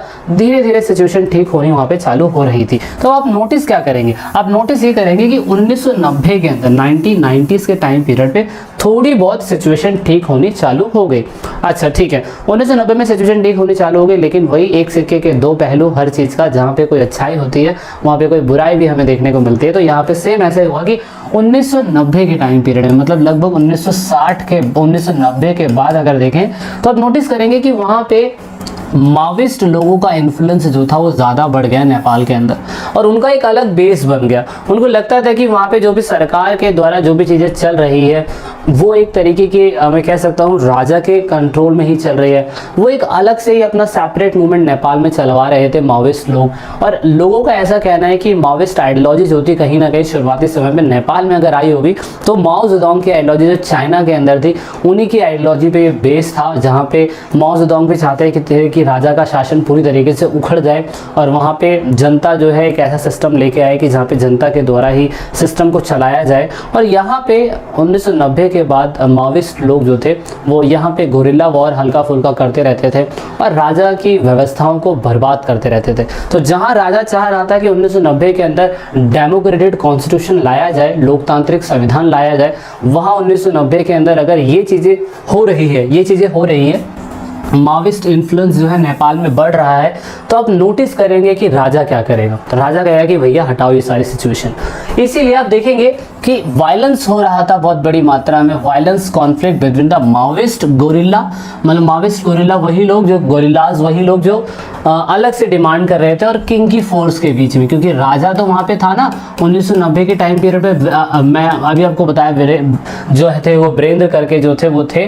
और आप नोटिस करेंगे कि वहाँ पे नेपाल में जो माओविस्ट पार्टी थी, communist party of Nepal, Maoist लोग, उनका एक अलग ही आंदोलन चल रहा था। लेकिन यहाँ पे नेपाल के राजा के साथ यूएसए सपोर्ट में था, चाइना सपोर्ट में था, यूनाइटेड किंगडम सपोर्ट में था और बेल्जियम सपोर्ट में था। तो आप देख सकते हैं यहाँ से नेपाल में सिविल वॉर चला 13 फरवरी 1996 से 2006 के बीच में। और इसका कहने का मतलब यहाँ पे यही था कि जो नेपाली सिविल वॉर था वो पूरी तरीके से यहाँ पे ब्रिटिशर्स नेपाल के राजा को बचा रहे हैं माविस्ट से, और यहाँ पे आप देखेंगे कि वो कहीं ना कहीं गोरिल्ला वॉर करवाने से मना कर रहे हैं, लेकिन लोगों का मानना है कि इंटरनली वो कहीं ना कहीं सपोर्ट भी कर रहे थे। Sometimes the Democrats also join the conflict. तो डेमोक्रेट्स जो लोग थे, डेमोक्रेट्स मतलब वही लोग जो आज़ादी की मांग कर रहे थे, आज़ादी की मांग कर रहे थे। तो देख सकते हो यहाँ पे पीपल लिबरेशन ऑफ आर्मी ये भी इनके साथ आ चुकी थी, और डेमोक्रेट्स लोग अलग डिमांड कर रहे थे। तो कहने का मतलब सिचुएशन ट्रायंगुलर हो गई। ट्रायंगुलर कैसे? राजा एक तरफ कह रहा है कि पूरी तरीके से मेरा शासन रहना चाहिए, माविस्ट लोग एक तरीके से कह रहे हैं कि माविस्ट लोग ये कह रहे हैं कि हमें राजा के शासन को पूरी तरीके से खत्म कर देना चाहिए, और यहाँ पे कम सीपीआई पार्टी जो है वो सत्ता में आएगी। और दूसरा यहाँ पे डेमोक्रेट्स जो लोग हैं, जो लोकतंत्र व्यवस्था को चाहते हैं, वो भी कभी कभार क्या कहते हैं संघर्ष में शामिल हो जाते थे। वो इसलिए शामिल हो जाते थे कि वो भी चाहते थे कि समाज के अंदर व्यवस्था जो है, सिचुएशन जो है वो बदले। तो ये सिचुएशन चल रही थी नेपाल के अंदर। ये 1990 के बाद की ही बात मैं बता रहा हूँ। आप देख सकते हैं जहाँ राजा एक तरफ डेमोक्रेटिक रिपब्लिक तो ला रहा था, लेकिन व्यवस्थाएं सारी चीज़ें अपने अंडर कंट्रोल में रखना चाहता था, जो जनता नहीं चाहती थी। देन फाइनली क्या हुआ? देन फाइनली यहाँ पे आप देखेंगे वीरेंद्र करके ये व्यक्ति थे, 2001 तक इनकी पावर रहती है। उनके अपॉइंटमेंट के बाद दीपेंद्र जो है ये चुने जाते हैं। जब ये अपॉइंट होते हैं तो ये देख सकते हैं 3 दिन की सत्ता जो थी इनकी चली। 3 दिन की सत्ता इसलिए चली क्योंकि बाद में इनको ही मार दिया जाता है। इनको मार दिया जाता है, और मारने के बाद 2002 के अंदर, 2001 के इसी के बाद आप देखेंगे नए फाउंडर ढूंढे जाते हैं ज्ञानेंद्र करके। लेकिन ज्ञानेंद्र जी की अच्छी बात ये थी कि उन्होंने मोनार्की सिस्टम को अबॉलिश कर दिया। मोनार्की सिस्टम मतलब राजा तो रहेगा ये, लेकिन इसकी चलेगी, लेकिन कॉन्स्टिट्यूशन के अकॉर्डिंग चलेगी। लेकिन जो 1990 के अंदर कॉन्स्टिट्यूशनली मोनार्की सिस्टम, कॉन्स्टिट्यूशनल के हिसाब से डेमोक्रेसी चलाई जा रही थी 1990 में इन साहब जी के द्वारा, तो वो 2002 तक आते आते पूरी तरीके से जो पार्लियामेंट्री फॉर्म ऑफ सिस्टम था वो पूरी तरीके से ख़त्म कर दिया गया।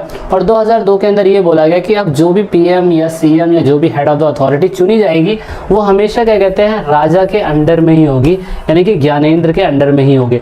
यानी कि इनके टाइम पीरियड में head of the state of Nepal थे। और आप देखेंगे 2002 तक जो पार्लियामेंट्री फॉर्म ऑफ सिस्टम 1990 से चल रहा था उस सिस्टम को पूरी तरीके से ख़त्म कर दिया गया। तो ये एक लॉस है, ये एक बहुत बड़ा लॉस था जो हुआ नेपाल के लोगों का। देन फाइनली गोरिल्ला वॉर भी चल ही रहा था बैकेंड में, और फिर धीरे धीरे सिचुएशन ठीक हुई। और यहाँ पे फिर हुआ क्या? फिर यहाँ पे माविस्ट की अकेली पार्टी सत्ता में नहीं आई, 7 पार्टियों ने मिलकर 7 पार्टी अलायंस करा। नेपालीस party, Nepali democratic party, Congress democratic, communist of Nepal, Nepal workers and peasant party, Nepal goodwill party, united front और पीपल्स फ्रंट। ये 7 पार्टियों ने मिलकर 7 पार्टी अलायंस करा 2006 में आते आते। और फिर आप नोटिस करेंगे देन फाइनली सिस्टम ठीक हुआ, और सिस्टम ठीक होते होते 2008 के अंदर फाइनली तरीके से राजा का शासन जो है पूरी तरीके से ख़त्म कर दिया गया। और यहाँ पे लोगों के वोटिंग के अकॉर्डिंग अब राजा को चुनने, मतलब शासक को चुना जाने लग गया। तो यहाँ पे आप देख सकते हैं जब इनके टाइम पीरियड पे गिरिराज प्रसाद कोलारा को जो हेड बनाया गया था वही 2006 के बाद भी हेड बने थे। 2008 तक यही हेड बने रहे, आप देख सकते हैं। इसी वजह से 2008 के अंदर डेमोक्रेसी जो थी उसकी स्टैब्लिशमेंट ठीक तरीके से होने लगी। फिर धीरे धीरे व्यवस्थाओं में सुधार आया, चीज़ें ठीक होने लग गई, और राजा का शासन हटके अब जनता का शासन आ गया। तो इस वजह से आप देखेंगे वहाँ पे 2015 के अंदर जाके कॉन्स्टिट्यूशन को अडॉप्ट करा गया।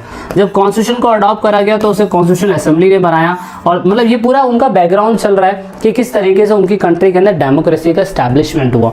तो अभी आप देख सकते हैं केपी शर्मा ओली जो है 28th नेपाल के क्या कहते हैं पीएम है, जिनका रिलेशन अब हमारे भारत के साथ हमें देखने को मिला।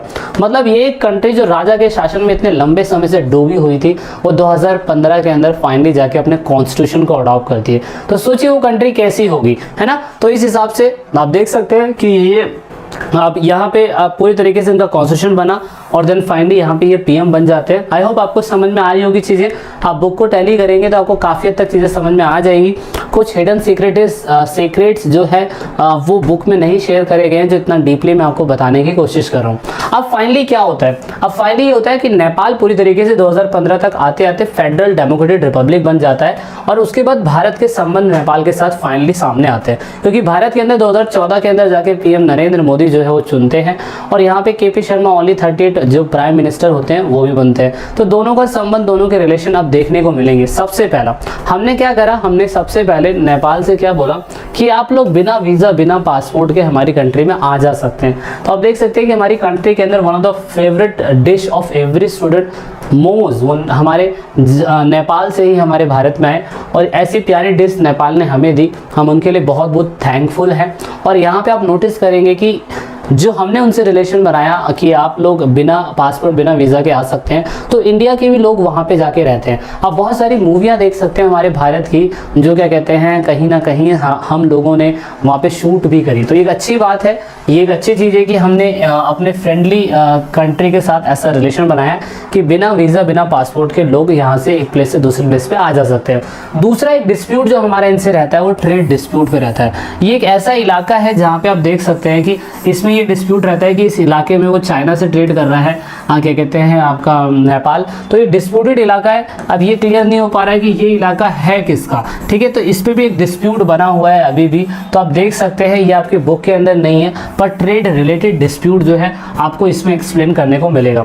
दूसरा हमें सबसे ज़्यादा बुरा क्या लगता है, सबसे ज़्यादा हमें बुरा ये लगता है कि नेपाल जो है ज़्यादातर चाइना से अपने वार्म रिलेशन बनाता है, अच्छे रिश्ते बनाता है, मधुर संबंध बनाता है, जो हमें बहुत ज़्यादा बुरा लगता है। क्यों? क्योंकि आपको पता है कि हमने पास्ट के अंदर कितने ज़्यादा दुख झेले हुए हैं 1962 के वॉर के टाइम पीरियड में, और नेपाल को हमने वैसे भी क्या कहते हैं इतना कुछ एक एज अ फ्रेंडली क्या कहते हैं कंट्री माना है। तो आप नोटिस कर सकते हैं कि यहाँ पे नेपाल को हमारी इन चीज़ों पे फोकस ज़रूर करना चाहिए। तो आप क्या कहते हैं कमेंट करके ज़रूर बताइएगा कि क्या ये बातें सही है या नहीं है, ठीक है। उसके बाद एक डिस्प्यूट जो हमें लगता है कि जब 1990 के अंदर माओइस्ट मूवमेंट नेपाल के अंदर चला था ना, तो नेपाल के अंदर जब माओइस्ट मूवमेंट चला था तो हमें लगता था इसका इफेक्ट ना हमें भारत में देखने को मिला। छत्तीसगढ़, उड़ीसा, झारखंड, उसके बाद महाराष्ट्र और यहाँ पे श्रीलंका के अंदर भी आप देख सकते हैं बहुत सारे माओइस्ट मूवमेंट हुए थे। तो इसका इफेक्ट हमें भारत के अंदर देखने को मिलता है, और ये चीज़ हमारी कंट्री के अंदर नक्सलवादी बहुत ज़्यादा बढ़ा है इस माओइस्ट मूवमेंट की वजह से। दूसरा, नेपाल के लोगों को क्या लगता है, नेपाल के लोगों को लगता है कि India interfere in its internal affairs, मतलब इंडिया गवर्नमेंट जो है उनके इंटरनल अफेयर में कहीं ना कहीं बार बार आता रहता है, जैसे कि river water, hydro electricity, prevent Nepal को वो प्रिवेंट करता है, मतलब प्रतिबंध लगाता है। नेपाल जो है एक ऐसा लैंड बाउंड्री है जो पूरी तरीके से चारों तरफ किससे घिरा हुआ है, चारों तरफ आप देखें तो पूरी तरीके से ज़मीन से ही घिरा हुआ है। तो नेपाल को ऐसा लगता है कि कहीं ना कहीं इंडिया जो है उसको क्या कहते हैं पानी के रास्ते, पानी के सी रूट से टच करने से मना करता है, मतलब यहाँ पे नेपाल को ये लगता है, ठीक है। तो एक ये डिस्प्यूट जो है नेपाल का हमसे बना पड़ा है, तो हम इसको भी ठीक करने की कोशिश कर रहे हैं। तो ये चीज़ है, तो ये उनके और हमारे बीच में डिस्प्यूट है, ज़्यादा बुक के अंदर नहीं दिया हुआ है, तो आप इतना समझ सकते हैं। देन अब हम बात करेंगे श्रीलंका के बारे में, इतना हमने समझ लिया। अब हम श्रीलंका के कॉन्स्टिट्यूशन के बारे में बात करेंगे, देन फिर हम चैप्टर को क्लोज कर देंगे, मतलब इस वीडियो को क्लोज कर देंगे, इस चैप्टर को नहीं। तो इस चैप्टर का एक और पार्ट आएगा, वो भी हम डिस्कस करेंगे, लेकिन अब बात करेंगे श्रीलंका के बारे में। देखिए, श्रीलंका एक ऐसा टापुई देश है जिसके बारे में आपको पता है कि कैसे रावण जो थे, रावण जी मतलब इन द सेंस रावण, उन्होंने कैसे सीता माता को यहाँ पे उठा के लेके आए थे। ये आज भी एक रहस्य बना हुआ है कि उन पे ऐसा कौन सा हेलीकॉप्टर था जो अयोध्या से उड़ के आया और श्रीलंका के ऊपर उन्होंने लैंड करा दिया। कुवैत जैसी लैंडमार्क जो उन्होंने लिया था, मे भी शायद से बस इसलिए लिया था कि चारों तरफ पानी से घिरा हुआ है, तो इसीलिए यहाँ पे रावण ने अपनी लंका बनाई थी। लेकिन हमें नहीं पता था कि इतने सालों के बाद रावण की लंका हमारे पेपर में भी आ सकती है, मतलब 12th क्लास के बच्चों के पेपर में भी आ सकती है। और एट प्रेजेंट टाइम ये जो श्रीलंका का टॉपिक है यूएन के अंदर भी घूम रहा है। अब वो क्या है हम वो समझने की कोशिश करते हैं। हर कंट्री की सिचुएशन अलग है। बहुत टाइम तक आपको लगता रहा होगा कि Sri Lanka is a part of India, but Sri Lanka एक अलग कंट्री है। जैसे कि पाकिस्तान, बांग्लादेश और अभी आपने नेपाल देखा, तो सब कंट्री की एक डेमोक्रेटिक सिचुएशन अलग थी। अलग तरीके से इन कंट्री के अंदर डेमोक्रेसी का एस्टैब्लिशमेंट हुआ और हमारी कंट्री से उनका रिलेशन हमने अलग अलग देखा। श्रीलंका की भी कुछ ऐसे ही बहुत खतरनाक स्टोरी है। जैसे कि अब देखिए, श्रीलंका के बारे में अगर बात करी जाए तो उनकी कैपिटल का नाम श्री जयवर्धनपुर कोट्टे है, ठीक है। तो आप ये देख सकते हैं कोट्टे जी, ये यहाँ की कैपिटल है। लार्जेस्ट अगर सिटीज़ की बात करें तो कोलंबो इज अ प्लेस, ठीक है। अब यहाँ पे ऑफिशियल लैंग्वेज को लेके यहाँ पे झगड़ा था। यहाँ पे सिंघाला और तमिल दोनों ही ऑफिशियल लैंग्वेज है और इसी के ऊपर मैं बात करूंगा इस वीडियो के अंदर, ठीक है। अब यहाँ पे परसेंटेज ऑफ पीपल आप देख सकते हैं कि यहाँ पे सिंघाला लोगों की संख्या जो है वो 74.9 है, श्रीलंकन तमिल की जो लोगों की है वो 11.2 है, इंडियन मोर की जो है मतलब श्रीलंकन मोर की जो है वो 9.2 है और इंडियन तमिल की संख्या जो है 4.2 है। ये डेटा मैंने विकिपीडिया से उठाया है, ठीक है। ये डेटा बदलता भी रह जा सकता है, ठीक है। ज़्यादातर धर्म मानने वाले लोग वहाँ पे बुद्धिज़्म है देन हिंदुज़्म है। तो आपने हिस्ट्री वाले पार्ट में पढ़ा होगा कि कैसे बुद्धिज़्म जो था श्रीलंका के अंदर माइग्रेट होकर आया था। अगर आपने वो चैप्टर नहीं देखा है तो आप जाके ज़रूर वॉच आउट करिएगा, क्योंकि वहाँ पर भी मैंने आपको बताने की कोशिश करी हुई कि कैसे बुद्धिज़्म जो था श्रीलंका में आया था। तो ये तो चलो ठीक है, एट प्रेजेंट सिचुएशन हम ये देख रहे हैं कि ये चीज़ें हैं। लेकिन अगर आप श्रीलंका की बात करें ना, तो श्रीलंका को इंडिपेंडेंट जो था 1948 के अंदर मिल गया था। मतलब श्रीलंका जो था स्वतंत्रता मिली थी उसे, और यहाँ पे जब से Sri Lanka is a democratic country since independent, मतलब जब से वो इंडिपेंडेंट हुई थी, जब से उस कंट्री के अंदर कॉन्स्टिट्यूशन बना हुआ था। मतलब वहाँ पे कॉन्स्टिट्यूशन बनने की तो कोई दिक्कत ही नहीं हुई। दिक्कत किस चीज़ की हुई वो हमें समझना है। लेकिन उससे बिफोर दिस अगर हम आज़ादी से पहले देखें तो श्रीलंका का नाम पहले जो था, आप देख सकते हैं श्रीलंका के फर्स्ट जो प्राइम मिनिस्टर है वो मैंने यहाँ पे नाम डाला हुआ है 1947 से 1952 के बीच पे, जिस समय आज़ाद हुआ था श्रीलंका, तो उस समय पे आप देखेंगे इसका नाम शिलोंग था, ठीक है। शिलोंग इसे बोलते हैं, मतलब श्रीलंका तो अब हम बोलते हैं इसे, और पुराने प्राचीन टाइम पे भी इसे श्रीलंका के नाम से ही पुकारा जाता था, लेकिन एट प्रेजेंट टाइम इसे शिलोंग बोलते थे, जिस समय पे 1948 के अंदर श्रीलंका आज़ाद हुआ था। अब यहाँ पे प्रॉब्लम क्या है हम सबसे पहले वो जानने की कोशिश करते हैं। प्रॉब्लम देखिए, एथनिक कॉन्फ्लिक्ट था यहाँ पे। Sri Lankan politics were dominant by the majority Sinhala community. यहाँ पे नोटिस करिए, देखिए सिंघाला कम्युनिटी जो है ना वो 74.9 है, मतलब 100% में से 74.9% लोग सिंघली लोग हैं जो नेपाल का जो श्रीलंका के अंदर रहते हैं। लेकिन प्रॉब्लम क्या है? प्रॉब्लम ये है Sinhala people were hostile to the Tamils, migrated from the India and they believe that Sri Lankan belong to Singhala's people। मतलब यहाँ पे हुआ क्या कि आपको पता है कि शुरुआती समय में बहुत से लोग एक प्लेस से दूसरे प्लेस में माइग्रेट कर जाते थे। श्रीलंका की आज़ादी से पहले भी हमारे भारत से बहुत सारे तमिल लोग जो थे वो माइग्रेट कर गए थे आज़ादी से बहुत साल पहले। तो तमिल लोग जो आपको पता है कि बहुत पढ़ाई लिखाई में काफ़ी अच्छे होते हैं, काफ़ी वेल सेटल्ड होते हैं, समझदार होते हैं। और ऐसा नहीं कि सिंघाली लोग समझदार नहीं होते, लेकिन मैं पास्ट की बात बता रहा हूँ। तो मेजॉरिटी ऑफ द पीपल जो थे सिंघली लोग थे, और वहाँ पे सिंघली लोगों को छोटी पोस्ट मिल जाती थी, और क्योंकि तमिल लोग जो थे वो पढ़े लिखे होते थे। अब उनको तो ना पता था कि बाद में जाके श्रीलंका एक अलग कंट्री बन जाएगा। शुरुआती समय में तो कोई भी कंट्री थी, कोई भी एक प्लेस से दूसरे प्लेस पे आता जाता था। राजा महाराजाओं के टाइम की बात बता रहा हूँ मैं। तो उस टाइम पीरियड पे तमिल के कुछ लोग जो थे आज़ादी से कई साल पहले, 50 साल 100 साल पहले जो थे यहाँ पे इंडिया के जो लोग थे माइग्रेट कर गए थे। कहाँ पे? श्रीलंका के अंदर। मतलब इंडियन तमिल जो थे माइग्रेट कर गए थे कहाँ पे? क्या कहते हैं? श्रीलंका के अंदर। तो बहुत लंबे समय तक जब वो लोग श्रीलंका के अंदर रहने लगे थे तो थे वो तमिल। अगर थे वो तमिल तो आप नोटिस करेंगे फिर तो वहीं के बाशिंदे हो गए ना। मतलब बांग्लादेश से कुछ लोग 1950s के टाइम पीरियड पे हमारे भारत के अंदर रह रहे हैं, और अब हम उन्हें बोलेंगे उठा के कि भैया आप लोग जाइए अपने बांग्लादेश में, तो वो कहाँ जाएंगे? वो नहीं जा सकते। ऐसी पाकिस्तान अगर आज़ाद हो गया अलग देश, और पाकिस्तानी के कुछ लोगों को मोमडन्स को हम बोले कि आपका देश तो अलग है, तो ये गलत है, बिकॉज वी आर सेकुलर, है ना। सेम ऐसा ही तमिल के लोगों के साथ था। अगर तमिल के लोग पढ़े लिखे थे, समझदार थे और बड़ी पोस्टों पे होते थे, तो सिंघाला लोगों को यही लगता था कि यार हमारी जो बड़ी बड़ी पोस्टें होती है ना वो तमिल लोगों को मिल जाती है, और तमिल लोग तो यहाँ के रहने वाले हैं ही नहीं, वो तो श्रीलंका के अंदर आके बस गए क्योंकि वो है इंडियन। और सिंघली लोगों को लगता है कि भाई जो श्रीलंका है ना वो हमारा अपना है, क्योंकि मेजॉरिटी ऑफ द पीपल जो है हम रहते हैं, तो हमें ही बड़ी पोस्टों का हक होना चाहिए, हमें ही बड़ी पोस्टों पे रहने चाहिए। तो यहाँ पे ये मुद्दा चलता रहा। इतना आपको समझ में आ चुका होगा। तो इसीलिए ना यहाँ पे अब आप नोटिस करेंगे प्रॉब्लम क्या हुई। 1956 में श्रीलंका ने अपनी ऑफिशियल लैंग्वेज सिंघाला बना दी, सिंघली बना दी। मतलब सिंघली बोलते हैं तो सिंघाला, यहाँ पे सिंघाला लिखा है, लेकिन सिंघाला जो है, सिंघाला जो लैंग्वेज है उसको ऑफिशियल बना दिया। और ऑफिशियल बनाने के बाद फिर आप नोटिस करेंगे जिन लोगों को तमिल आती है ना, उन लोगों को अब सिंघाला भाषा आना ज़रूरी है। और जितने भी तमिल लोग हैं, अगर वहाँ के गवर्नमेंट जॉब बड़ी बड़ी पोस्टों के अंदर जाना चाहते हैं तो उन्हें सिंघली लैंग्वेज आनी कंपलसरी हो जाएगी। तो ये एक तरीके का भेदभाव हो गया सिंघली लोगों के लिए। अब उनको तो है ना पता था कि इन फ्यूचर में ऐसा कुछ होगा, वो तो श्रीलंका को ही अपना घर मानते थे।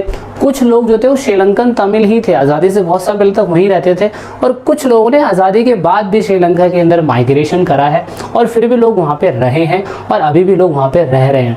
लेकिन क्योंकि पड़ोसी मुल्क है तो रहेंगे, सिंपल सी बात है। तो फिर आप नोटिस करेंगे कि यहाँ पे जब 1956 के अंदर सिंघाला को ऑफिशियल लैंग्वेज बना दिया जाता है तो यहाँ पे डिस्प्यूट पैदा होता है। और डिस्प्यूट की वजह से ही आप देखेंगे इसे हम जातीय संघर्ष बोलते हैं, एथनिक कॉन्फ्लिक्ट बोला जाता है इसे। तो एथनिक कॉन्फ्लिक्ट के ऊपर ही पूरी तरीके से श्रीलंका की स्टोरी बनी हुई है। द फैमिली मैन पार्ट 2 के अंदर भी अगर आप देखें तो थोड़ा बहुत क्या कहते हैं श्रीलंका के बारे में बताया हुआ है, स्टोरी बता रखी है। तो इसी वजह से लिट्टे कौन है भाई? तमिल इल्लम। उन्होंने एक सेपरेट कंट्री की डिमांड करी। सेपरेट कंट्री क्यों? उन्होंने कहा कि भैया पहली बात तो ये कि हम लोग तो बाहर से आए नहीं है, ये तो बाबा का ढाबा ही वाला सीन हो गया कि एक तो आपको हमने बुलाया नहीं है और ऊपर से क्या कहते हैं आप आ गए हैं। तो सेम ऐसा ही यहाँ पे क्या कहते हैं लिट्टे लोग कह रहे हैं कि आपने तो हमें कहा नहीं था, हम लोग आ गए हैं तो क्या हो गया, हम शुरुआत से तो यहाँ पे रह रहे हैं ना, तो ये श्रीलंका का हिस्सा भी हमारा ही होना चाहिए। जैसे आप सिंघली लोगों को लगता है श्रीलंका हमारा है, ऐसे हम तमिल लोगों को, श्रीलंकन तमिल लोगों को लगता है कि श्रीलंका हमारा है। सो दैट इज वाई एक लिट्टे ऑर्गेनाइजेशन बनाई गई। और लिट्टे ऑर्गेनाइजेशन आप देख सकते हैं 1938 के अंदर onward arm struggle between the LTTE and the Sri Lankan army. मतलब लिट्टे एक ऐसी ऑर्गेनाइजेशन बन गई जिसमें आप देखेंगे वेलु पिल्लई प्रकाशनम, ये इनका नाम है, पेपर के अंदर ये पूछा जाता है। इस चीज़ पे ज़रूर फोकस करिएगा कि लिट्टे कम्युनिटी के जो नेम है तमिल टाइगर्स भी बोला जाता है इन्हें। और वेलु पिल्लई प्रकाशनम ये बहुत बड़े, मैं कह सकता हूँ, एक ऐसे व्यक्ति थे जिनके क्या कहते हैं वीरप्पन, अगर आपने नाम सुना हो, Veerappan is also fan of Velupillai Prabhakaran. तो आई होप मैं नाम सही ले पा रहा हूँ। तो यहाँ पे वीरप्पन भी इनके फैन थे। और सोचिए उन्होंने कंट्री के अंदर ही एक वॉर डिक्लेयर कर दिया, सिविल वॉर, और कहा कि हम यहाँ से नहीं जाएंगे, आप यहाँ से जाएंगे। तो ये एक तरीके का वॉर था और यहाँ से लिट्टे कम्युनिटी बनी। और लिट्टे कम्युनिटी की शुरुआत में आप देखेंगे 1938 से, बन तो गया था ये 1976 से, लेकिन 1983 से आप देखेंगे वॉर जो था, एक तरीके का स्ट्रगल जो था, एक तरीके का युद्ध जो था, उसकी शुरुआत हो गई। तो यहाँ पे लिट्टे कम्युनिटी इतनी मजबूत हो गई थी कि उनकी अपनी आर्मी बन रही थी, उनके हेड भी थे। उन्होंने कहा कि जब तक हम लोग श्रीलंका के अंदर अपने देश की डिमांड ना कर ले, अपने खुद का देश ना बना ले, जब तक हम शांत नहीं बैठेंगे। तो यहाँ पे एक तरीके का मैं कह सकता हूँ रेबल होना चालू हो गया। और रेबल जब होना चालू हो गया 1938 के अंदर, तो आप नोटिस करेंगे क्योंकि हमारे भारतीय लोग भी तो वहाँ पे थे ना, क्योंकि इंडियन तमिल भी वहाँ पे जाके रह रहे थे। तो हमारे भारत के अंदर 1987 के अंदर हमने इंडियन मिलिट्री फोर्स जो है श्रीलंका भेजी, and this is called the Indian peace keeping force. तो इसको आप ध्यान रखिएगा। जुलाई 1987 से 1990 के बीच में हमारे भारत के अंदर कौन सी गवर्नमेंट चल रही थी, उसको कमेंट ज़रूर करिएगा। और आप देखेंगे, आपको पता चलेगा कि हमने जब ये आर्मी भेजी पीसिंग की मतलब शांति को बनाए रखने के लिए श्रीलंका के अंदर, तो मतलब ये वही वाली बात आ गई कि देखिए श्रीलंका हमारा पड़ोसी मुल्क था और उस टाइम पे हमारे कुछ तमिल लोग जो थे, इंडियन तमिल और श्रीलंकन तमिल भी, उनकी हमें मदद करनी थी। और जब मदद करनी थी तो इसीलिए आप देखेंगे जो भी सरकार उस टाइम पे रही थी वो आपको कमेंट करके बताना है। वो सरकार ने क्या करा कि वहाँ पे एक तरीके का एस्टैब्लिशमेंट कर दिया। किनका? सेना का। सेना को इसलिए भेजा गया ताकि जो उनके डिस्प्यूट चल रहे हैं ना वो सॉल्व किए जा सके। तो आप देख सकते हैं कि इस आर्मी को हमने क्या कहते हैं, हम बहुत सारी चीज़ों के लिए करा। हमने बहुत सारे ऑपरेशन चलाए, ऑपरेशन पवन, ऑपरेशन विराट, ऑपरेशन त्रिशूल, ऑपरेशन चेक कर्मा, ऑपरेशन वीर चक्रा, ऑपरेशन वीर, और ऐसे बहुत सारे हमने क्या कहते हैं, सॉरी ऑपरेशन ये सारे ही हैं। तो ये हमने ऑपरेशन चलाए थे। लेकिन आप नोटिस करेंगे कि यहाँ पे हुआ क्या, यहाँ पे हुआ कि श्रीलंका बोल रहा था, Sri Lankans saw that Indian military action and attempt to the India interference in the internal affair of Sri Lanka. तो यहाँ पे श्रीलंका को क्या लगा कि शायद से भारत जो है श्रीलंका के इंटरनल अफेयर के अंदर जानबूझ के घुस रहा है, उसका तो कोई मतलब ही नहीं बनता। मतलब हमने आपको बुलाया नहीं, आप क्यों आए, है ना। तो यहाँ पे ये वाला सीन था। तो इसी वजह से क्या हुआ 1989 के अंदर श्रीलंका से अपने इंडियन सिपाहियों को निकालना पड़ गया। तो मार्च मार्च 1990 तक पूरी तरीके से सारी आर्मी वापस आ गई, लेकिन 1989 में निकलना चालू हो गए थे। उन्होंने कहा ठीक है हम भैया आपके यहाँ से निकल जाते हैं। मतलब उन्होंने इंडियंस के ऑब्जेक्टिव को पूरा करने की पूरी कोशिश करी थी, लेकिन वो वहाँ से निकल गए। और आप देखेंगे इसी वजह से लिट्टे कम्युनिटी ने हमारे देश के अंदर, जो आपको पता है कि इंदिरा गांधी जी के मरने के बाद देश के अंदर राजीव गांधी जी पीएम बनाए गए थे और उनको बम से उड़ा दिया गया था। तो लिट्टे कम्युनिटी की वुमेन ने उन्हें बम से उड़ाया था, उन्हें हार पहनाया और ह्यूमन सुसाइड बम होने के नाते वो उनके सामने फूट गई और पूरे के पूरे चिथड़े उड़ गए। तो कहने का मतलब देख सकते हैं कि यहाँ पे इंडियन सेंटीमेंट जो है किस तरीके से काम करता है। लोगों को लगा कि आर्मी अगर भेजी गई थी तो कहीं ना कहीं उस आर्मी को अपना पूरा काम करना चाहिए था और बिना काम करे वो वापस चले गई। जबकि इंडियन गवर्नमेंट को लगता है कि अगर आपको, श्रीलंकन गवर्नमेंट को लग रहा था कि यार अगर हम उनके फैमिली मैटर में आ रहे थे तो उन्होंने कहा ठीक है भैया फिर हम वापस चले जाते हैं, कोई दिक्कत नहीं है, तो इसीलिए वो लोग चले गए थे। तो यहाँ पे ये इशू आपको समझ में आ रहा होगा। अब यहाँ पे हुआ क्या कि 2009 के अंदर पूरी तरीके से लिट्टे कम्युनिटी में ये बोला गया कि लिट्टे को पूरी तरीके से हरा दिया गया और श्रीलंका की सरकार ने कहा कि हम सिचुएशन को पूरी तरीके से ठीक कर लेंगे।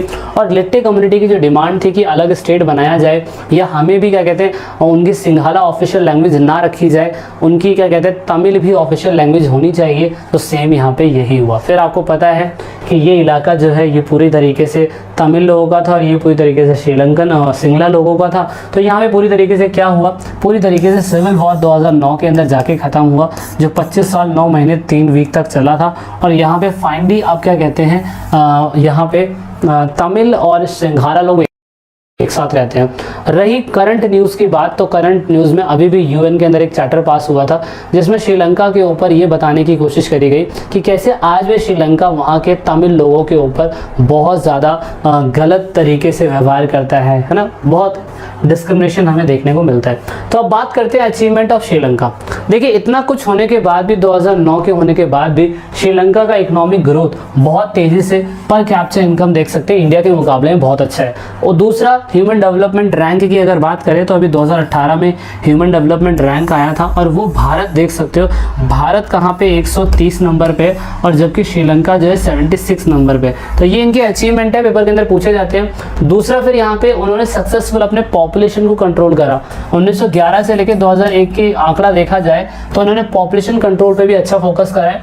और दूसरा यहाँ पे उन्होंने पहली ऐसी कंट्री बनी जिन्होंने लिबरेट इकोनॉमिक के ऊपर फोकस करा। लिबरेट इकोनॉमिक का मतलब ये हो गया कि उदारवादी व्यापार करना। पहली ऐसी साउथ एशियाई कंट्री बनी थी श्रीलंका जिन्होंने ये करा था। दूसरा इनका जीडीपी अगर देखा जाए तो पर कैप्चर इनकम इनके 4 कंट्रियों के कंपैरिजन में देखा जाए, बांग्लादेश, इंडिया, नेपाल, पाकिस्तान, श्रीलंका, तो श्रीलंका का ग्राफ हमेशा ऊपर रहा है दूसरी कंट्रियों के कंपैरिजन में, आज भी एट प्रेजेंट टाइम पे भी हमारा उनका अच्छा है। अब डिस्प्यूट की बात करें तो डिस्प्यूट में सबसे ज़्यादा डिस्प्यूट हमारा एथनिक ग्रुप को लेके ही था, जिसमें हम चाहते थे कि भाई जो श्रीलंकन तमिल है या जो इंडियन तमिल है उनको भाई पूरी तरीके से यहाँ पे अच्छा रखा जाए। और यही क्या कहते हैं हमारी सबसे बड़ी कॉन्फ्लिक्ट जो थी इनके साथ थी। दूसरा अगर कॉपरेशन की बात करी जाए श्रीलंका के बीच में और इंडिया के बीच में, तो कॉपरेशन में आप देख सकते हैं कि ये कंट्री के अंदर बार बार सुनामी आती रहती है, तो हमने सुनामी के लिए इंडिया ने कहा कि हम आपकी मदद करेंगे।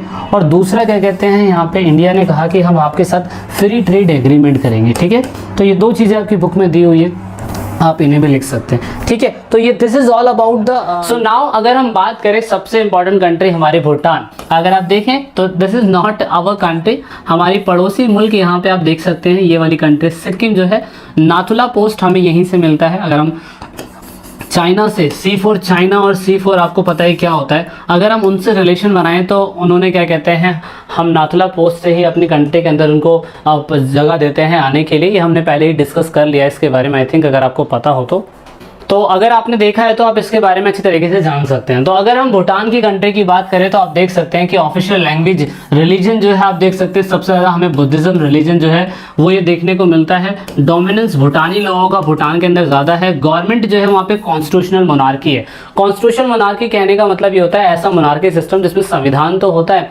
लेकिन वहाँ पे राजा की चलती है। जैसे सेम एज इट इज़ आप देख सकते हैं इंग्लैंड के अंदर होता है, वहाँ रानी की चलती है और यहाँ पे राजा की चलती है। एट प्रेजेंट टाइम वहाँ पे पीएम है आप देख सकते हैं, उनका नाम ये है पीएम पे। हालांकि पेपर में कभी आता नहीं, बस मेरा मन है आपको बताने का कि कैपिटल आप जान सके कि थिम्पू जो है इसकी कैपिटल है। थोड़ा बहुत आपको इसके बारे में जानना ज़रूरी होता है। और यहाँ पे देखेंगे कि उनका यूनिफिकेशन भूटान का इस टाइम पीरियड में हुआ था, और उसके बाद क्या कहते हैं इन लोगों ने पूरी तरीके से यूएन मेंबर कॉन्स्टिट्यूशनली क्या कहते हैं मोनार्की सिस्टम को उन्होंने अडॉप्ट करा था 18 जुलाई 2008 के अंदर। मतलब 2008 के अंदर आप देखेंगे पूरी तरीके से यहाँ पे मोनार्की सिस्टम स्टैब्लिश था। भूटान एक ऐसी कंट्री है जिससे ना तो हमें कोई दिक्कत है, लेकिन क्योंकि हमारा पड़ोसी मुल्क है इसलिए हमें उनसे अपने अच्छे रिलेशन बनाने चाहिए, तो इसलिए हम उनसे अपने अच्छे रिलेशन बनाते हैं। तो भूटान के बारे में आप पीएम देख सकते हैं, वहाँ प्रेसिडेंट नहीं होता है, राजा का शासन वहाँ पे अभी भी है, तो आप इस पर फोकस ज़रूर करिएगा। अब यहाँ पे ये उनका झंडा है, कुछ ऐसा आप देख सकते हैं, ये नरेंद्र मोदी जी। अब यहाँ पे इंडिया का और भूटान का नया रिलेशन बन रहा है, तो वो देखने की कोशिश करेंगे क्या है। अब यहाँ पे 2008 के अंदर उन्होंने अच्छा एक रिलेशन बनाया था, तो आप नोटिस करेंगे हमने भूटान के साथ सबसे इंपॉर्टेंट क्या करा है, other country without visa and passport, मतलब कोई भी अदर कंट्री, यानी कि स्पेशल भूटान। अभी हमने नेपाल के साथ करा था कि बिना वीज़ा और बिना पासपोर्ट के कंट्री हमारी कंट्री के अंदर आ सकती है, बट अब हमने किन के साथ कर दिया है, अब हमने यहाँ पे भूटान के साथ भी हमने ये कर दिया है कि भूटान की कंट्री जो है बिना किसी वीज़ा और पासपोर्ट के हमारी कंट्री में आ सकती है। इवन हमने उनके साथ उन्होंने हमारी क्या मदद करी है कि उन्होंने हमारी गोरिल्ला और मिलिटेंट लोग जो हमारी कंट्री के अंदर आतंकवाद फैलाने की वो कोशिश करते हैं, उनके लिए भूटान की गवर्नमेंट ने हमारी बहुत अच्छी मदद करी है। तो एक अच्छी चीज़ है, उनके साथ हमने एक अच्छा इनिशिएट करा है दोनों ने मिलके कि जो हमारे बिहार, उड़ीसा, झारखंड ऐसे इलाकों में जो गोरिल्ला वॉर होते हैं, गोरिल्लाज होते हैं, जो नक्सलवादी टाइप लोग होते हैं, अगर वो देश के अंदर आतंक फैला रहे हैं, तो आप नोटिस करेंगे कि यहाँ पे भूटान की गवर्नमेंट जो है हमारी मदद करती है। तो एक अच्छा पॉइंट ऑफ व्यू है, उनका एक अच्छा कॉपरेशन हमारे साथ देखने को मिल रहा है। और यहाँ पे अगर आप ये देखने की कोशिश करें कि हमने हाइड्रो इलेक्ट्रिक प्रोजेक्ट जो है यहाँ पे भूटान की गवर्नमेंट की मदद करी है, तो आप देख सकते हैं कि यहाँ पे अलग अलग चेक पोस्ट पे, अलग अलग जगहों पे हम अलग अलग उनको क्या कहते हैं फंड देते हैं, ताकि वो पूरी तरीके से आप देखेंगे कि पूरी तरीके से वो एक जो पानी से जो बिजली बन सकती है उसको बनाने के लिए हमारी गवर्नमेंट जो है उनका सपोर्ट करती है। मतलब वो भी हमारी मदद करते हैं, लेकिन हमारा जो फंडेड होता है, यहाँ पे लिखा ना India has funded through of 70% loan and 30% of grant to the Bhutan. मतलब हम भूटान को आज की डेट में हम ग्रांट देते हैं, मतलब ऐसी कंट्री जो हम उन्हें ग्रांट दे सकते हैं, मतलब अनुदान देना, यानी कि हमारी कंट्री 30% उन्हें अनुदान देती है अगर उनको हाइड्रो इलेक्ट्रिसिटी बनानी है। इवन उनसे थोड़ा बहुत हमें भी फ़ायदा हो जाता है, नॉर्थ ईस्ट की कंट्री को हम बिजली दे पाते हैं, तो इसीलिए हम इनके साथ ऐसा रिलेशन बनाते हैं, तो एक अच्छी चीज़ है। तो यहाँ पे आपको भूटान के बारे में समझ में आ गया होगा, ये थोड़ा सा आपकी बुक में बताया हुआ है। अब बात करते हैं मालदीव की। One of my favourite desire to visit the Maldives. Maldives एक ऐसा द्वीपीय देश है जो बहुत सारे द्वीपों से मिलकर बना हुआ है। आप देख सकते हैं ये सारे द्वीप हैं, सारे के सारे द्वीप हैं, इनमें अलग अलग जगहों पे एयरपोर्ट भी हमें देखने को मिल रहा है, और इसकी राजधानी जो है आप देख सकते हैं मेल इज़ अ राजधानी, और यहाँ पे भी यूनिटरी प्रेसिडेंशियली ऑर्डर है। मतलब जैसे अमेरिका के अंदर प्रेसिडेंशियली सिस्टम चलता है ना, सेम वहाँ पे मालदीव के अंदर भी प्रेसिडेंशियल सिस्टम चलता है। बहुत शांति प्रिय देश है। यहाँ पे अभी प्रेसिडेंट आप देख सकते हैं इब्राहिम मोहम्मद सोलिन करके जो यहाँ पे प्रेसिडेंट है, वो सोलिद जो है वो प्रेसिडेंट है। यहाँ पे रिलीजन जो है सुन्नी इस्लाम जो है वो ज़्यादा फेमस है। यहाँ की जो लैंग्वेज है वो देवरी और क्या कहते हैं इंग्लिश जो दोनों है, दोनों ही बोली जाती है। इनको पूरी तरीके से इन्होंने कॉन्स्टिट्यूशन को अडॉप्ट 2008 के अंदर ही करा था, जब जापान ने करा था। इनका टोटल एरिया आप देख सकते हो 300 किलोमीटर के अंदर फैला हुआ है, बस ज़्यादा नहीं।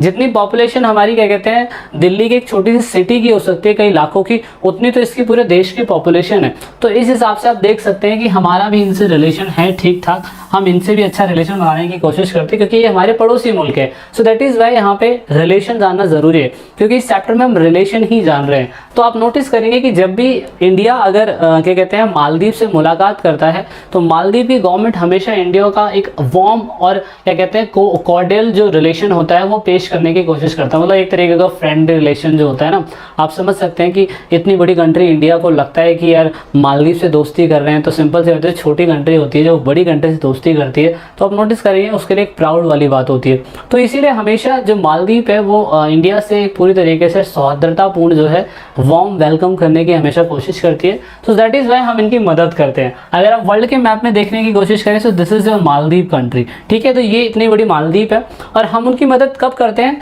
आपको पता है ना, हमने श्रीलंका वाला टॉपिक पढ़ा था, इसमें कुछ तमिल लोग भी रहते थे, तो तमिल जो मर्चेंट होते हैं, तमिल मर्चेंट जो होते हैं, मतलब यहाँ पे आप देखने की कोशिश करें तमिल व्यापारी, तो तमिल व्यापारी जो है अगर उनको क्या कहते हैं श्रीलंका के अंदर जो होते हैं, अगर क्या कहते हैं वो दिक्कत दे रहे होते हैं अगर मालदीव के लोगों को, तो यहाँ पे हमारा इंडिया जो है उनकी जाके मदद करता है, तो एक अच्छी बात है। दूसरा, हमने इनकी इकोनॉमिक डेवलपमेंट के लिए, टूरिज्म के लिए और फिशिंग जो व्यापार है, बिजनेस जो है, धंधा मछलियों का, उसको बढ़ाने के लिए मालदीव की हमने मदद करी है, तो ये एक अच्छी बात है। तो इन्होंने हमने इनकी ऐसे मदद करी है, भूटान की हमने ऐसे मदद करी है। बहुत छोटी कंट्री, हम इनसे क्या बोल सकते हैं ना, तो भूटान इतनी सी आपको ये दिखाई दे रही होगी, ये भूटान है और ये पूरा का पूरा मालदीव है। तो आप देख सकते हैं बहुत छोटी कंट्री पर है हमारे पड़ोसी मुल्क। तो अगर आपसे क्वेश्चन ये पूछा जाए कि साउथ एशिया के अंदर ऐसी कौन सी कंट्री है जो ज़्यादातर देशों की सीमाओं को टच करती है, ज़्यादातर देशों की बाउंड्रीज को टच करती है, तो मुझे कमेंट करके बताइएगा कि साउथ एशिया के अंदर ऐसी कौन सी कंट्री है जो सबसे ज़्यादा डिफरेंट टाइप ऑफ कंट्रीज़ की बाउंड्रीज को टच करती है। तो आपको आंसर पता है, बस आपको कमेंट करके मुझे बताना है, ठीक है। वीडियो अगर अच्छी लग रही है तो अपना भाई लाइक जो है ज़रूर दीजिएगा, बुरी लग रही है तो डिसलाइक भी करिएगा ताकि हमें पता चले।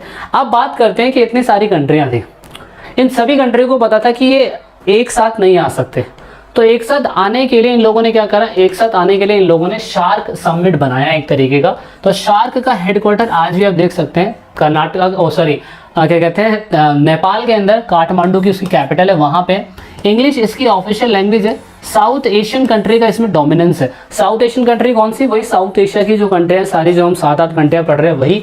और यहाँ पे इसके शुरुआती समय के अंदर अभी 8 मेंबर है, लेकिन शुरुआत में इसके 7 थे। इनकी जनरल सेक्रेटरी बदलते रहते हैं। इसकी इस्टेब्लिशमेंट 8 दिसंबर 1985 के अंदर हुई थी। यूपीएससी के अंदर ये वाला क्वेश्चन पूछ लिया था कि सार्क समिट जो था उसकी इस्टेब्लिशमेंट कब हुई थी, वो बहुत इंपॉर्टेंट है। तो दैट इज वाई आप इस पे डेट पे याद रखिएगा कि क्लास 12 का था, लेकिन यूपीएससी के अंदर ये क्वेश्चन पूछा गया था। तो यूपीएससी कैसे भी क्वेश्चन पूछ लेता है। If you are preparing in the future for the UPSC exam, तो आपको यहाँ से बहुत डीपली पढ़ना होगा। क्लास 12 के लिए जितनी भी चीज़ें हैं उनको बहुत डीपली पढ़िएगा ताकि आपको समझ में आ सके कि इन फ्यूचर जब आप तैयारी करें तो उसमें आपको दिक्कत ना हो, ठीक है। तो एक तो ये चीज़ है। और उसके बाद अगर आप ये देखने की कोशिश करें कि 7 कंट्री 8 कंट्री को मिला के इतना लगभग स्क्वायर किलोमीटर के अंदर क्षेत्र फैल जाता है। एस्टिमेटेड डेंसिटी इतनी बताई हुई है, टोटल पॉपुलेशन इतना बताया हुआ है। जीडीपी सभी कंट्री को मिलकर 11 ट्रिलियन डॉलर हो जाता है, और मतलब जीडीपी और यहाँ पे नॉमिनल जो जीडीपी है वो ये बताई हुई है कितनी होगी। करेंसी 8 करेंसी ही काम करती है आपस में ट्रेड करने के लिए। तो ये जो शार्क मेंबर बनाया गया था ना, इसमें टोटल कितनी कंट्री, देखिए इंडिया 1, बांग्लादेश 2, भूटान 3, नेपाल 4, श्रीलंका 5, पाकिस्तान 6, मालदीव 7 और ये आपके अफगानिस्तान 8। शुरुआत में क्या कहते हैं इसका अफगानिस्तान भी पार्ट बन गया था। तो इस तरीके से 1 2 3 4 5 6 7 और ये 8 कंट्रियाँ इसकी मेंबर बनी हुई है। 9 कंट्रियाँ अभी इसकी ऑब्जर्विंग मेंबर है। 9 कंट्रियाँ बनेंगी या नहीं बनेंगी इन फ्यूचर, उसे हमें देखना पड़ेगा कि हम इन कंट्रियों को साथ में जोड़ते हैं या नहीं जोड़ते हैं। लेकिन क्योंकि इंडिया को पता था कि इंडिया कहीं ना कहीं सभी सीमाओं से घिरा हुआ है, तो उसको अपना बिजनेस अच्छा करने के लिए, अपने अच्छे रिलेशन बनाने के लिए कुछ ऐसा ऑल्टरनेट पावर बनाना पड़ेगा। क्योंकि नाटो, सीटो, सेंटो, वार्सो पैक्ट अलग बन गए, ब्रिक्स अलग बन गया, उसके बाद क्या कहते हैं नेम अलग बन गया, आसियान अलग बन गया, यूरोपियन यूनियन अलग बन गया, लेकिन शार्क भी तो बनना जरूरी है, साउथ ईस्ट एशिया की कंट्री होगी। तो यहाँ पे इसकी full form south association for the regional cooperation, Hindi के अंदर आप देख सकते हैं दक्षिणी एशियाई क्षेत्रीय सहयोग संघ। तो ये चीज़ पेपर के अंदर पूछा गया है, तो आप इस पे फोकस ज़रूर करिएगा क्योंकि ये कई बार आपसे पूछा गया कि इसका फुल नेम बताइए, इसकी फुल फॉर्म बताइए, इसका हेडक्वार्टर कहाँ पे है, इसके टोटल मेंबर कितने हैं, इसको फाउंड कब करा गया था। जनरल सेक्रेटरी बहुत कम पूछे जाते हैं, जनरल सेक्रेटरी समय समय के हिसाब से बदलते रहते हैं, और इसमें वही कंट्रियाँ हैं जो अभी आपने इस चैप्टर के अंदर पढ़ ली है। आई होप इतना आपको क्लियर हो गया होगा कि आपने क्या क्या पढ़ लिया है, ठीक है। अब हम आगे चलते हैं। आगे हम देखते हैं, यहाँ पे आपको एक शॉर्टकट तरीका बताया हुआ है शार्क कंट्री का और आसियान कंट्री के नेम याद रखने का, क्योंकि बहुत से बच्चों को नेम याद रखने में दिक्कत होती है। तो शार्क कंट्री और नेम कंट्री के नाम याद रखने में दिक्कत ना हो तो आप इसे एम्बेबियस पेन के नाम से याद रख सकते हैं, जिससे आप क्या याद कर पाएंगे, जिससे आप याद कर पाएंगे, रिमेंबर कर पाएंगे कि वो कंट्रियाँ जो शुरुआती समय से क्या कहते हैं शार्क की मेंबर बनी हुई है। जैसे एम से मालदीव, बी से भूटान और बी से बांग्लादेश और एस से श्रीलंका। तो एमबीबीएस हो गया, और पेन का मतलब हो गया पाकिस्तान, अफगानिस्तान, इंडिया और नेपाल। तो आप इससे याद कर पाएंगे। दूसरा, ये वो कंट्रियां हैं जो आसियान मेंबर थी। तो आसियान की 10 कंट्रियां हैं, तो 10 कंट्री को याद नहीं कर सकते, तो टीबी BP, MMS और साथ में LIC, इससे आप याद रख सकते हैं, ठीक है। टीवी का मतलब थाईलैंड, वियतनाम। BP का मतलब ब्रुनोई और फिलीपींस। MMS का मतलब मलेशिया, म्यांमार और S से सिंगापुर। और यहाँ पे L से लाओस और I से इंडोनेशिया और C से कंबोडिया। तो ये एक तरीका है कि शार्क और आसियान कंट्री के अगर आपको देशों के नाम याद रखने तो आप ये शॉर्टकट तरीके भी अपना सकते हैं, जिससे पेपर के अंदर और आपके एग्जाम में अगर आप तैयारी कर रहे हैं तो आपको वहां पे भी काम आ सके। आई होप आपको समझ में आ रही होंगी चीज़ें। शॉर्टकट तरीके भी हम बीच बीच में लेते रहेंगे ताकि आपको समझ में आती रहे चीज़ें। अच्छा, उसके बाद अगर हम बताएं कि शार्क अगर बनाया गया था तो शार्क को बनाने का मेन मकसद था क्या? शार्क को बनाने का मेन मकसद यही था शुरुआती समय में कि क्षेत्रीय विकास के लिए एक सेंट्रलाइज्ड प्रोग्राम बनाया जाए, मतलब एक इंटीग्रेटेड प्रोग्राम बनाया जाए साउथ एशिया की कंट्रियों के लिए। इसके लिए बनाया गया था और आपस में आर्थिक विकास, सामाजिक प्रगति, सोशल प्रोग्रेस और इकोनॉमिक ग्रोथ लाया जाए, ये एक अच्छी बात थी। और अपने राज्यों के बीच में आपसी विश्वास और समझ डेवलप करना, मतलब सभी कंट्रियों के बीच में एक अंडरस्टैंडिंग बनाना, तो वो एक बहुत बड़ी बात थी। इसी को बनाने के लिए ही इस चीज़ों को करा गया था। तो आप ये देख सकते हैं, इस पर भी आप फोकस कर सकते हैं, ये बहुत इंपॉर्टेंट चीज़ें हैं। इसीलिए शार्क के स्पेशल ऑब्जेक्टिव को अगर आपको लिखना है तो आप ये लिख पाएंगे। तो ये 8 की 8 कंट्रियाँ इसे फॉलो करती है। शार्क का ये सिंबल है। कभी कभार एग्जामिनर अगर आपके जज्बातों से खेल जाए तो आपको बताना होगा कि इसका मतलब हाथ होता है, इसका मतलब बुद्धा आइज होता है, इसका मतलब फिशेस होता है ना। तो ये पूछ लेता है कभी कभार आपसे एग्जामिनर, चांसेस कम होते हैं इन क्वेश्चंस के पूछने के। मैं तो ना के बराबर बोलूँगा कि कभी नहीं पूछा गया है, मतलब सिंबल तो मैंने आपको दे दिया, लेकिन इनका भी एक मीनिंग है। तो यहाँ पे शार्क एक रीजनल इनिशिएशन के लिए साउथ एशियाई कंट्रियों के साथ एक कॉर्पोरेशन को इवॉल्व करता है 1985 से, मतलब आपस में क्षेत्रीय, मतलब एक ऐसा कॉर्पोरेशन बिल्डअप करना जिससे आपस में कंट्रियों को कोई दिक्कत ना हो। दूसरा यहाँ पे म्यूचुअल हार्मनी एंड अंडरस्टैंडिंग, कहने का मतलब आपसी सद्भाव और साथ में क्या कहते हैं समझ होनी चाहिए आपस में 8 कंट्रियों की। तो ये मेन प्रिंसिपल आ गए, ये सिद्धांत आ गए उन सभी कंट्रियों के। तो ये दो पॉइंट ये हो गए। तीसरा पॉइंट ये हो गया कि वो इसी की वजह से शार्क जो है, शार्क अगर बनाया गया था तो वो कॉपरेशन के लिए बनाया गया था, इसलिए शार्क की वजह से एक और चीज जन्मी, जैसे आपने साफ्टा के नाम से पुकारा। तो साफ्टा शार्क का ही एक पार्ट है, इंटीग्रेटेड पार्ट है, जिसकी फुल फॉर्म आप देख सकते हैं south Asian free trade and agreement. तो इसे साफ्टा के नाम से पुकारा गया है, ठीक है। तो आप ये देख सकते हैं कलेक्टिव इकोनॉमिक सिक्योरिटी के बिहाफ पे ये कंट्रियां जो है आपस में हमें देखने को मिलती है। तो ये जो कंट्रियां हैं ये कलेक्टिवली क्या कहते हैं फ्री जोन बनाना चाहती है। जैसे कि हमने क्या कहते हैं लुक ईस्ट पॉलिसी 2014 के अंदर जो एक्ट ईस्ट पॉलिसी हो गई थी, उसमें हमने थाईलैंड, मलेशिया और सिंगापुर इनसे एक अच्छे रिलेशन बनाए थे फ्री ट्रेड के लिए। लेकिन शार्क बनने के बाद जब साफ्टा बनाया गया तो आप देखेंगे फ्री ट्रेड जोन जो है आपस में इन कंट्रियों के बीच में क्रिएट हो रहा है। तो ये भी एक अच्छी चीज है। और यहाँ पे उन्होंने कहा कि SAARC has a objective on economic development on its member state to reduce their dependency on non regional power. मतलब शार्क अगर बनाया गया तो सिर्फ इसलिए बनाया गया कि इकोनॉमिक डेवलपमेंट हो, मतलब इकोनॉमिक डेवलपमेंट के लिए, जबकि उनकी कंट्री के बीच में कोई भी इंटरफेरेंस नहीं होना चाहिए। मतलब जो वो कंट्रियां कर रही है, जैसे कि क्या होता है भारत ने श्रीलंका के जिस समय पे दिक्कत चल रही तो श्रीलंका के अंदर अपनी पीस फोर्स को भेज दिया था, तो वो गलत था। तो इसीलिए शार्क में ये चीज़ें बातें करी गई कि ऐसा नहीं हो कि आप किसी के इंटरनली अफेयर के अंदर जाएंगे और क्या कहते हैं आप अपनी मनमानी चलाएंगे, ठीक है। तो ये नहीं होना चाहिए और ऐसा नहीं होगा। तो शार्क इसलिए बनाया गया था, आपको समझ में आ गया होगा। साफ्टा का मैंने अभी आपको बता दिया 2004 के अंदर ये फॉर्म हुआ था, ये तो 1985 में हो चुका था, ठीक है। जो शार्क था वो तो 1985 के अंदर हो चुका था, ठीक है। लेकिन साफ्टा जो है 2004 के अंदर बना था। इसका मेन मकसद है फ्री ट्रेड जोन जो है पूरे साउथ एशिया के अंदर क्रिएट करना, और यहाँ पे तो सस्टेन म्यूचुअल एंड कॉपरेशन, मतलब वही बायलैटरल ट्रेड करना जिसमें दोनों को फायदा हो सके, जिसे द्विपक्षीय व्यापार कहते हैं, वो साफ्टा की वजह से हो पाएगा। तो ये एक चीज करने की कोशिश करी गई है, इस पे भी आप फोकस कर सकते हैं। लिमिटेशन पेपर के अंदर आती है और यहाँ बच्चे थोड़ा सा कंफ्यूजन में आते हैं कि अगर शार्क बना है तो इसकी सारी अच्छी बातें, पर कुछ बुरी बातें भी तो होंगी ना। तो बुरी बातें ही क्या है वो हम देखते हैं। तो बुरी बातों में शार्क जो है ग्रोइंग स्लोली बढ़ रहा है क्योंकि पॉलिटिकल डिफरेंसेस है। जैसे कि नंबर 1 हमारा, क्योंकि शार्क में आप देखेंगे कि पाकिस्तान जो है शार्क मेंबर है, लेकिन हमारा उनसे 36 का आंकड़ा रहता है। 36 का मैं 37, 38, 39, 40 भी बोल सकता हूँ, इसका आंकड़ा रहता है, क्योंकि कश्मीर इशू को लेके पाकिस्तान और इंडिया के अपने खुद के इशू बने रहते हैं। इसलिए आप देखते हैं शार्क समिट में कभी कभार मीटिंग्स होती हैं तो वो कैंसिल हो जाती है आपसी डिस्प्यूट की वजह से। तो यहाँ पे एक दिक्कत वाली बात है। दूसरा, बहुत सारी कंट्रियों को ये लगता है कि जो इंडिया है ना, इंडिया इंडिया के जो नेबर्स है, मतलब जितनी दूसरी कंट्रियाँ, कौन कौन सी कंट्रियाँ, जैसे मैंने अभी बताया MBBS स्पेन, मतलब ये कंट्रियाँ, इस आई को छोड़ के जितनी भी 7 कंट्रियाँ हैं ना, उनको ये लगा रहता है कि उनका जो क्षेत्रफल है इंडिया का वो बहुत बड़ा है, सो दैट इज वो क्या कर सकता है, वो डोमिनेंस कर सकता है पूरे देश के अंदर। तो ये एक इशू रहता है हमेशा। तो यहाँ पे उनको लगता है कि साउथ एशिया के अंदर जो इंडिया है वो डोमिनेंस करता है, तो कहीं ना कहीं फंडेड की वजह से, कहीं ना कहीं फंडेड जो है वो इंडिया ज़्यादा कर देता है, तो इसकी वजह से आप देखेंगे कि पड़ोसियाँ जो है नाराज हो जाते हैं।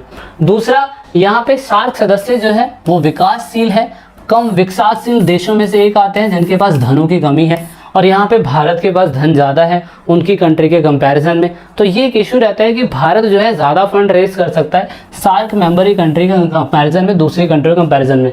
तो लेकिन हमें ये जानना होगा कि भारत के अंदर इंडिया का रोल क्या है, क्योंकि अगर हम भारत के अंदर इंडिया का रोल समझ पाएँ तो हमें समझ में आएगा कि इंडिया का रोल जो है बहुत इंपॉर्टेंट है। तो आप देखने की कोशिश करिएगा, यहाँ पे सभी लोगों को लगता है कि इंडिया जो है अपना डोमिनेंस दिखाने की कोशिश कर रहा है, क्योंकि वो क्षेत्रफल में बड़ा है, फंड ज़्यादा कर सकता है, और उनके अपने भी आपसी डिस्प्यूट रहते हैं। लेकिन सही मायने में ऐसा नहीं है। इंडिया ने अपने पक्ष ये रखे हैं कि क्योंकि इंडिया, भारत जो है वो बहुत बड़ा है और आपस में जो कंट्रियां हैं उनकी सीमाएं उनसे टच में है, तो इन फ्यूचर भारत को डर रहता है कि कहीं ना कहीं क्या कहते हैं, भारत मतलब जो दूसरी कंट्रियां हैं वो किसी दूसरे के साथ अपना सहयोग ना कर ले, एक अपना म्यूचुअल अलायंस ना कर ले। जैसे कि यहाँ पे क्या कहते हैं, जब जो आपका नेपाल है, नेपाल के साथ हमने अच्छे रिलेशन बनाए पर उसने चाइना से क्या कहते हैं दोस्ती कर ली है। तो कहीं ना कहीं हमें इस चीज़ का इशू रहता है कि अगर वो किसी पड़ोसी मुल्क से दोस्ती कर लेगी तो उसमें हमारे को दिक्कत हो सकती है ना।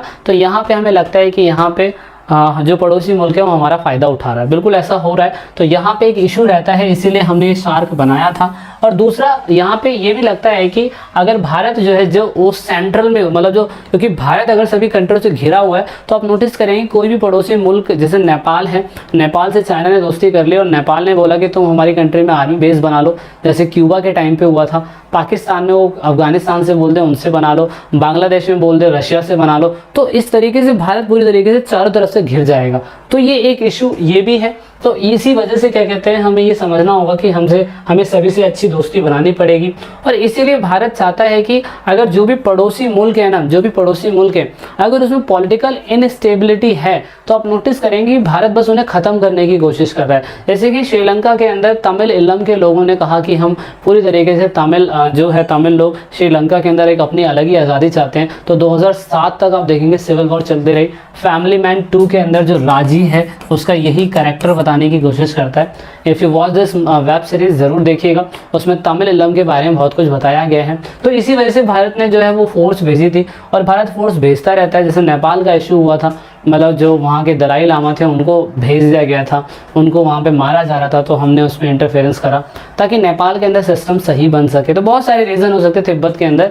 तो इसी वजह से भारत बस ये चाहता है। तो ये रोल है उनका किसके अंदर, ये रोल है उनका क्या कहते हैं आपका शार्क के अंदर। तो शार्क समिट ये है। तो आई होप आपको क्लियर हो चुका होगा चीज़ें, ठीक है। So welcome people, now this is your Vijay here, और आप सभी का दोबारा से स्वागत है हमारे पाठशाला के चैनल में। एंड अब बात करते हैं कि इतनी सारी कंट्रियां थी, इन सभी कंट्रियों को पता था कि ये एक साथ नहीं आ सकते। तो एक साथ आने के लिए इन लोगों ने क्या करा, एक साथ आने के लिए इन लोगों ने शार्क समिट बनाया एक तरीके का। तो शार्क का हेडक्वार्टर आज भी आप देख सकते हैं कर्नाटक, क्या कहते हैं, नेपाल के अंदर काठमांडू की उसकी कैपिटल है, वहाँ पे। इंग्लिश इसकी ऑफिशियल लैंग्वेज है। साउथ एशियन कंट्री का इसमें डोमिनेंस है। साउथ एशियन कंट्री कौन सी, वही साउथ एशिया की जो कंट्रियाँ सारी जो हम 7-8 कंट्रियाँ पढ़ रहे हैं वही। और यहाँ पे इसके शुरुआती समय के अंदर अभी 8 मेंबर है, लेकिन शुरुआत में इसके 7 थे। इनकी जनरल सेक्रेटरी बदलते रहते हैं। इसकी इस्टेब्लिशमेंट 8 दिसंबर 1985 के अंदर हुई थी। यूपीएससी के अंदर ये वाला क्वेश्चन पूछ लिया था कि सार्क समिट जो था उसकी इस्टेब्लिशमेंट कब हुई थी, वो बहुत इंपॉर्टेंट है। तो दैट इज वाई आप इस पे डेट पे याद रखिएगा कि क्लास 12th का था, लेकिन यूपीएससी के अंदर ये क्वेश्चन पूछा गया था तो यूपीएससी कैसे भी क्वेश्चन पूछ लेता है। If you are preparing in the future for the UPSC exam, तो आपको यहाँ से बहुत डीपली पढ़ना होगा। क्लास 12 के लिए जितनी भी चीज़ें हैं उनको बहुत डीपली पढ़िएगा, ताकि आपको समझ में आ सके कि इन फ्यूचर जब आप तैयारी करें तो उसमें आपको दिक्कत ना हो। ठीक है, तो एक तो ये चीज़ है। और उसके बाद अगर आप ये देखने की कोशिश करें कि 7 कंट्री 8 कंट्री को मिला के इतना लगभग स्क्वायर किलोमीटर के अंदर क्षेत्र फैल जाता है, एस्टिमेटेड डेंसिटी इतनी बताई हुई, टोटल पॉपुलेशन इतना बताया हुआ है, जीडीपी सभी कंट्री को मिलकर 11 बिलियन ट्रिलियन डॉलर हो जाता है। और मतलब जीडीपी और यहाँ पे नॉमिनल जो जीडीपी है वो ये बताई हुई है कितनी होगी। करेंसी 8 करेंसी ही काम करती है आपस में ट्रेड करने के लिए। तो ये जो शार्क मेंबर बनाया गया था ना, इसमें टोटल कितनी कंट्री है देखिए, इंडिया 1, बांग्लादेश 2, भूटान 3, नेपाल 4, श्रीलंका 5, पाकिस्तान 6, मालदीव 7 और ये आपके अफगानिस्तान 8। शुरुआत में क्या कहते हैं, इसका अफगानिस्तान भी पार्ट बन गया था। तो इस तरीके से 1 2 3 4 5 6 7 और ये 8 कंट्रियाँ इसकी मेंबर बनी हुई है। 9 कंट्रियाँ अभी इसकी ऑब्जर्विंग मेंबर है। 9 कंट्रियाँ बनेंगी या नहीं बनेंगी इन फ्यूचर, उसे हमें देखना पड़ेगा कि हम इन कंट्रियों को साथ में जोड़ते हैं या नहीं जोड़ते हैं। लेकिन क्योंकि इंडिया को पता था कि इंडिया कहीं ना कहीं सभी सीमाओं से घिरा हुआ है, तो उसको अपना बिजनेस अच्छा करने के लिए, अपने अच्छे रिलेशन बनाने के लिए कुछ ऐसा ऑल्टरनेट पावर बनाना पड़ेगा। क्योंकि नाटो, सीटो, सेंटो, वार्सो पैक्ट अलग बन गए, ब्रिक्स अलग बन गया, उसके बाद क्या कहते हैं नेम अलग बन गया, आसियान अलग बन गया, यूरोपियन यूनियन अलग बन गया, लेकिन शार्क भी तो बनना जरूरी है, साउथ ईस्ट एशिया की कंट्री होगी। तो यहाँ पे इसकी full form south association for the regional cooperation, Hindi के अंदर आप देख सकते हैं दक्षिणी एशियाई क्षेत्रीय सहयोग संघ। तो ये चीज पेपर के अंदर पूछा गया है, तो आप इस पे फोकस जरूर करिएगा, क्योंकि ये कई बार आपसे पूछा गया कि इसका फुल नेम बताइए, इसकी फुल फॉर्म बताइए, इसका हेडक्वार्टर कहाँ पे है, इसके टोटल मेंबर कितने हैं, इसको फाउंड कब करा गया था। जनरल सेक्रेटरी बहुत कम पूछे जाते हैं, जनरल सेक्रेटरी समय समय के हिसाब से बदलते रहते हैं, और इसमें वही कंट्रियां हैं जो अभी आपने इस चैप्टर के अंदर पढ़ ली है। आई होप इतना आपको क्लियर हो गया होगा कि आपने क्या क्या पढ़ लिया है। ठीक है, अब हम आगे चलते हैं। आगे हम देखते हैं, यहाँ पे आपको एक शॉर्टकट तरीका बताया हुआ है शार्क कंट्री का और आसियान कंट्री के नेम याद रखने का, क्योंकि बहुत से बच्चों को नेम याद रखने में दिक्कत होती है। तो शार्क कंट्री और नेम कंट्री के नाम याद रखने में दिक्कत ना हो, तो आप इसे एम्बेबियस पेन के नाम से याद रख सकते हैं। जिससे आप क्या याद कर पाएंगे, जिससे आप याद कर पाएंगे, रिमेंबर कर पाएंगे कि वो कंट्रियां जो शुरुआती समय से क्या कहते हैं शार्क की मेंबर बनी हुई है। जैसे एम से मालदीव, बी से भूटान और बी से बांग्लादेश और एस से श्रीलंका। तो एम्बेबियस हो गया, और पेन का मतलब हो गया पाकिस्तान, अफगानिस्तान, इंडिया और नेपाल। तो आप इससे याद कर पाएंगे। दूसरा, ये वो कंट्रियां हैं जो आसियान मेंबर थी। तो आसियान की 10 कंट्रियां हैं, तो 10 कंट्री को याद नहीं कर सकते, तो टीबी, बीपी, एमएमएस और साथ में एलआईसी, इससे आप याद रख सकते हैं। ठीक है, टीवी का मतलब थाईलैंड, वियतनाम, बीपी का मतलब ब्रुनोई और फिलीपींस, एमएमएस का मतलब मलेशिया, म्यांमार और एस से सिंगापुर, और यहाँ पे एल से लाओस और आई से इंडोनेशिया और सी से कंबोडिया। तो ये एक तरीका है कि शार्क और आसियान कंट्री के अगर आपको देशों के नाम याद रखने, तो आप ये शॉर्टकट तरीके भी अपना सकते हैं, जिससे पेपर के अंदर और आपके एग्जाम में अगर आप तैयारी कर रहे हैं तो आपको वहां पे भी काम आ सके। आई होप आपको समझ में आ रही होंगी चीजें। शॉर्टकट तरीके भी हम बीच बीच में लेते रहेंगे ताकि आपको समझ में आती रही चीजें। अच्छा, उसके बाद अगर हम बताएं कि शार्क अगर बनाया गया था, तो शार्क को बनाने का मेन मकसद था क्या? शार्क को बनाने का मेन मकसद यही था शुरुआती समय में कि क्षेत्रीय विकास के लिए एक सेंट्रलाइज्ड प्रोग्राम बनाया जाए, मतलब एक इंटीग्रेटेड प्रोग्राम बनाया जाए साउथ एशिया की कंट्रियों के लिए। इसके लिए बनाया गया था, और आपस में आर्थिक विकास, सामाजिक प्रगति, सोशल प्रोग्रेस और इकोनॉमिक ग्रोथ लाया जाए, ये एक अच्छी बात थी। और अपने राज्यों के बीच में आपसी विश्वास और समझ डेवलप करना, मतलब सभी कंट्रियों के बीच में एक अंडरस्टैंडिंग बनाना, तो वो एक बहुत बड़ी बात थी। इसी को बनाने के लिए ही इस चीज़ों को करा गया था। तो आप ये देख सकते हैं, इस पर भी आप फोकस कर सकते हैं, ये बहुत इंपॉर्टेंट चीज़ें हैं। इसीलिए शार्क के स्पेशल ऑब्जेक्टिव को अगर आपको लिखना है तो आप ये लिख पाएंगे। तो ये 8 की 8 कंट्रियाँ ऐसे फॉलो करती है। शार्क का ये सिंबल है। कभी कभार एग्जामिनर अगर आपके जज्बातों से खेल जाए तो आपको बताना होगा कि इसका मतलब हाथ होता है, इसका मतलब बुद्धा आइज होता है, इसका मतलब फिशेस होता है ना। तो ये पूछ लेता है कभी कभार आपसे एग्जामिनर। चांसेस कम होते हैं इन क्वेश्चंस के पूछने के, मैं तो ना के बराबर बोलूँगा कि कभी नहीं पूछा गया है। मतलब सिंबल तो मैंने आपको दे दिया, लेकिन इनका भी एक मीनिंग है। तो यहाँ पे शार्क एक रीजनल इनिशिएशन के लिए साउथ एशियाई कंट्रियों के साथ एक कॉर्पोरेशन को इवॉल्व करता है 1990 1985 से, मतलब आपस में एक क्षेत्रीय, मतलब एक ऐसा कॉपरेशन बिल्डअप करना जिससे आपस में कंट्रियों को कोई दिक्कत ना हो। दूसरा यहाँ पे म्यूचुअल हार्मनी एंड अंडरस्टैंडिंग, कहने का मतलब आपसी सद्भाव और साथ में क्या कहते हैं समझ होनी चाहिए आपस में 8 कंट्रियों की। तो ये मेन प्रिंसिपल आ गए, ये सिद्धांत आ गए उन सभी कंट्रियों के। तो ये दो पॉइंट ये हो गए। तीसरा पॉइंट ये हो गया कि वो इसी की वजह से सार्क जो है, सार्क अगर बनाया गया था तो वो कॉपरेशन के लिए बनाया गया था, इसलिए सार्क की वजह से एक और चीज जन्मी जिसे आपने साफ्टा के नाम से पुकारा।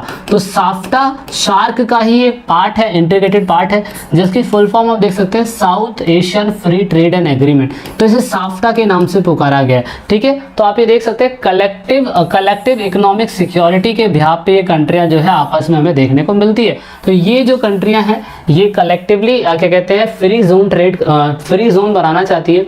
जैसे कि हमने क्या कहते हैं लुकीस्ट पॉलिसी 2014 के अंदर जो एक्ट ईस्ट पॉलिसी हो गई थी, उसमें हमने थाईलैंड, मलेशिया और सिंगापुर इनसे एक अच्छे रिलेशन बनाए थे फ्री ट्रेड के लिए। लेकिन सार्क बनने के बाद जब साफ्टा बनाया गया तो आप देखेंगे फ्री ट्रेड जोन जो है आपस में इन कंट्रियों के बीच में क्रिएट हो रहा है। तो ये भी एक अच्छी चीज है।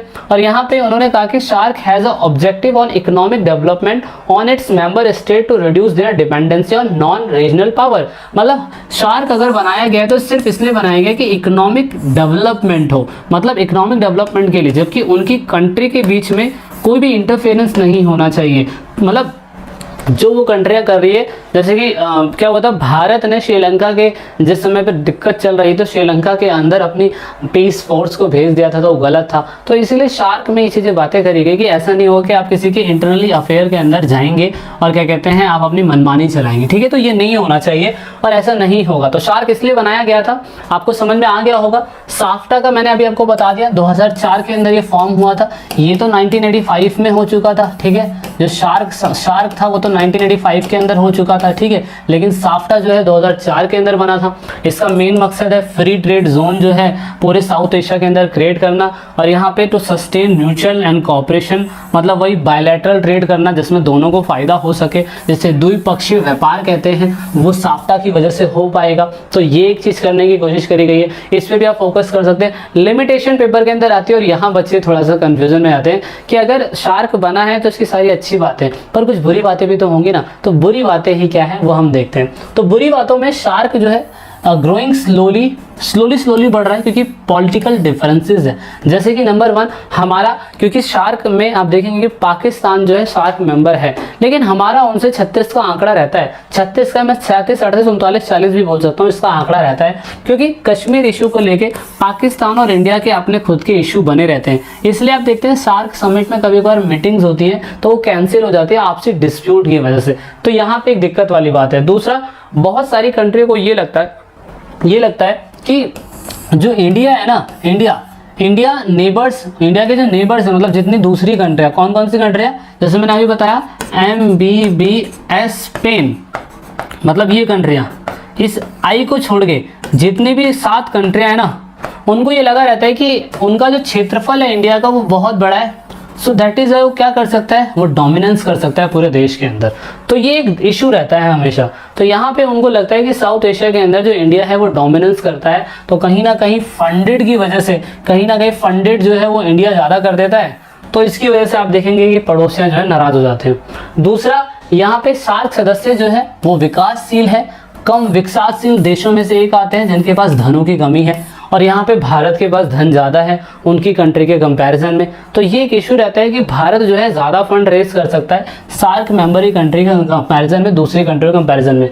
तो लेकिन हमें ये जानना होगा कि भारत के अंदर इंडिया का रोल क्या है, क्योंकि अगर हम भारत के अंदर इंडिया का रोल समझ पाएँ तो हमें समझ में आएगा कि इंडिया का रोल जो है बहुत इंपॉर्टेंट है। तो आप देखने की कोशिश करिएगा, यहाँ पे सभी लोगों को लगता है कि इंडिया जो है अपना डोमिनेंस दिखाने की कोशिश कर रहा है, क्योंकि वो क्षेत्रफल में बड़ा है, फंड ज़्यादा कर सकता है, और उनके अपने भी आपसी डिस्प्यूट रहते हैं। लेकिन सही मायने में ऐसा नहीं है। इंडिया ने अपने पक्ष ये रखे हैं कि क्योंकि भारत जो है वो बहुत बड़ा है और आपस में जो कंट्रियां हैं उनकी सीमाएं उनसे टच में है। तो इन फ्यूचर भारत को डर रहता है कि कहीं ना कहीं क्या कहते हैं, भारत मतलब जो दूसरी कंट्रियां हैं वो किसी दूसरे के साथ अपना सहयोग ना कर ले, एक अपना म्यूचुअल अलायंस ना कर ले। जैसे कि यहाँ पे क्या कहते हैं, जब जो आपका नेपाल है, नेपाल के साथ हमने अच्छे रिलेशन बनाए पर उसने चाइना से हाँ क्या कहते हैं दोस्ती कर ली है। तो कहीं ना कहीं हमें इस चीज़ का इशू रहता है कि अगर वो किसी पड़ोसी मुल्क से दोस्ती कर लेगी तो उसमें हमारे को दिक्कत हो सकती है ना।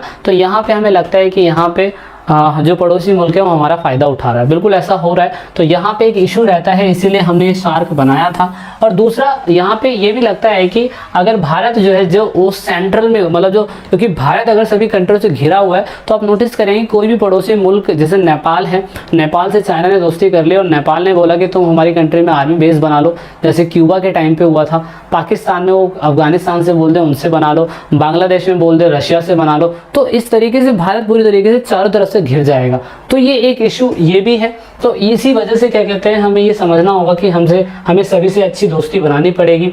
और इसीलिए भारत चाहता है कि अगर जो भी पड़ोसी मुल्क है ना, जो भी पड़ोसी मुल्क है अगर उसमें पॉलिटिकल इनस्टेबिलिटी है तो आप नोटिस करेंगे भारत बस उन्हें ख़त्म करने की कोशिश कर रहा है। जैसे कि श्रीलंका के अंदर तमिल इलम के लोगों ने कहा कि हम पूरी तरीके से तमिल लोग श्रीलंका के अंदर एक अपनी अलग ही आज़ादी चाहते हैं। तो 2007 तक आप देखेंगे सिविल वॉर चलती रही। फैमिली मैन 2 के अंदर जो राजी है उसका यही कैरेक्टर बताने की कोशिश करता है।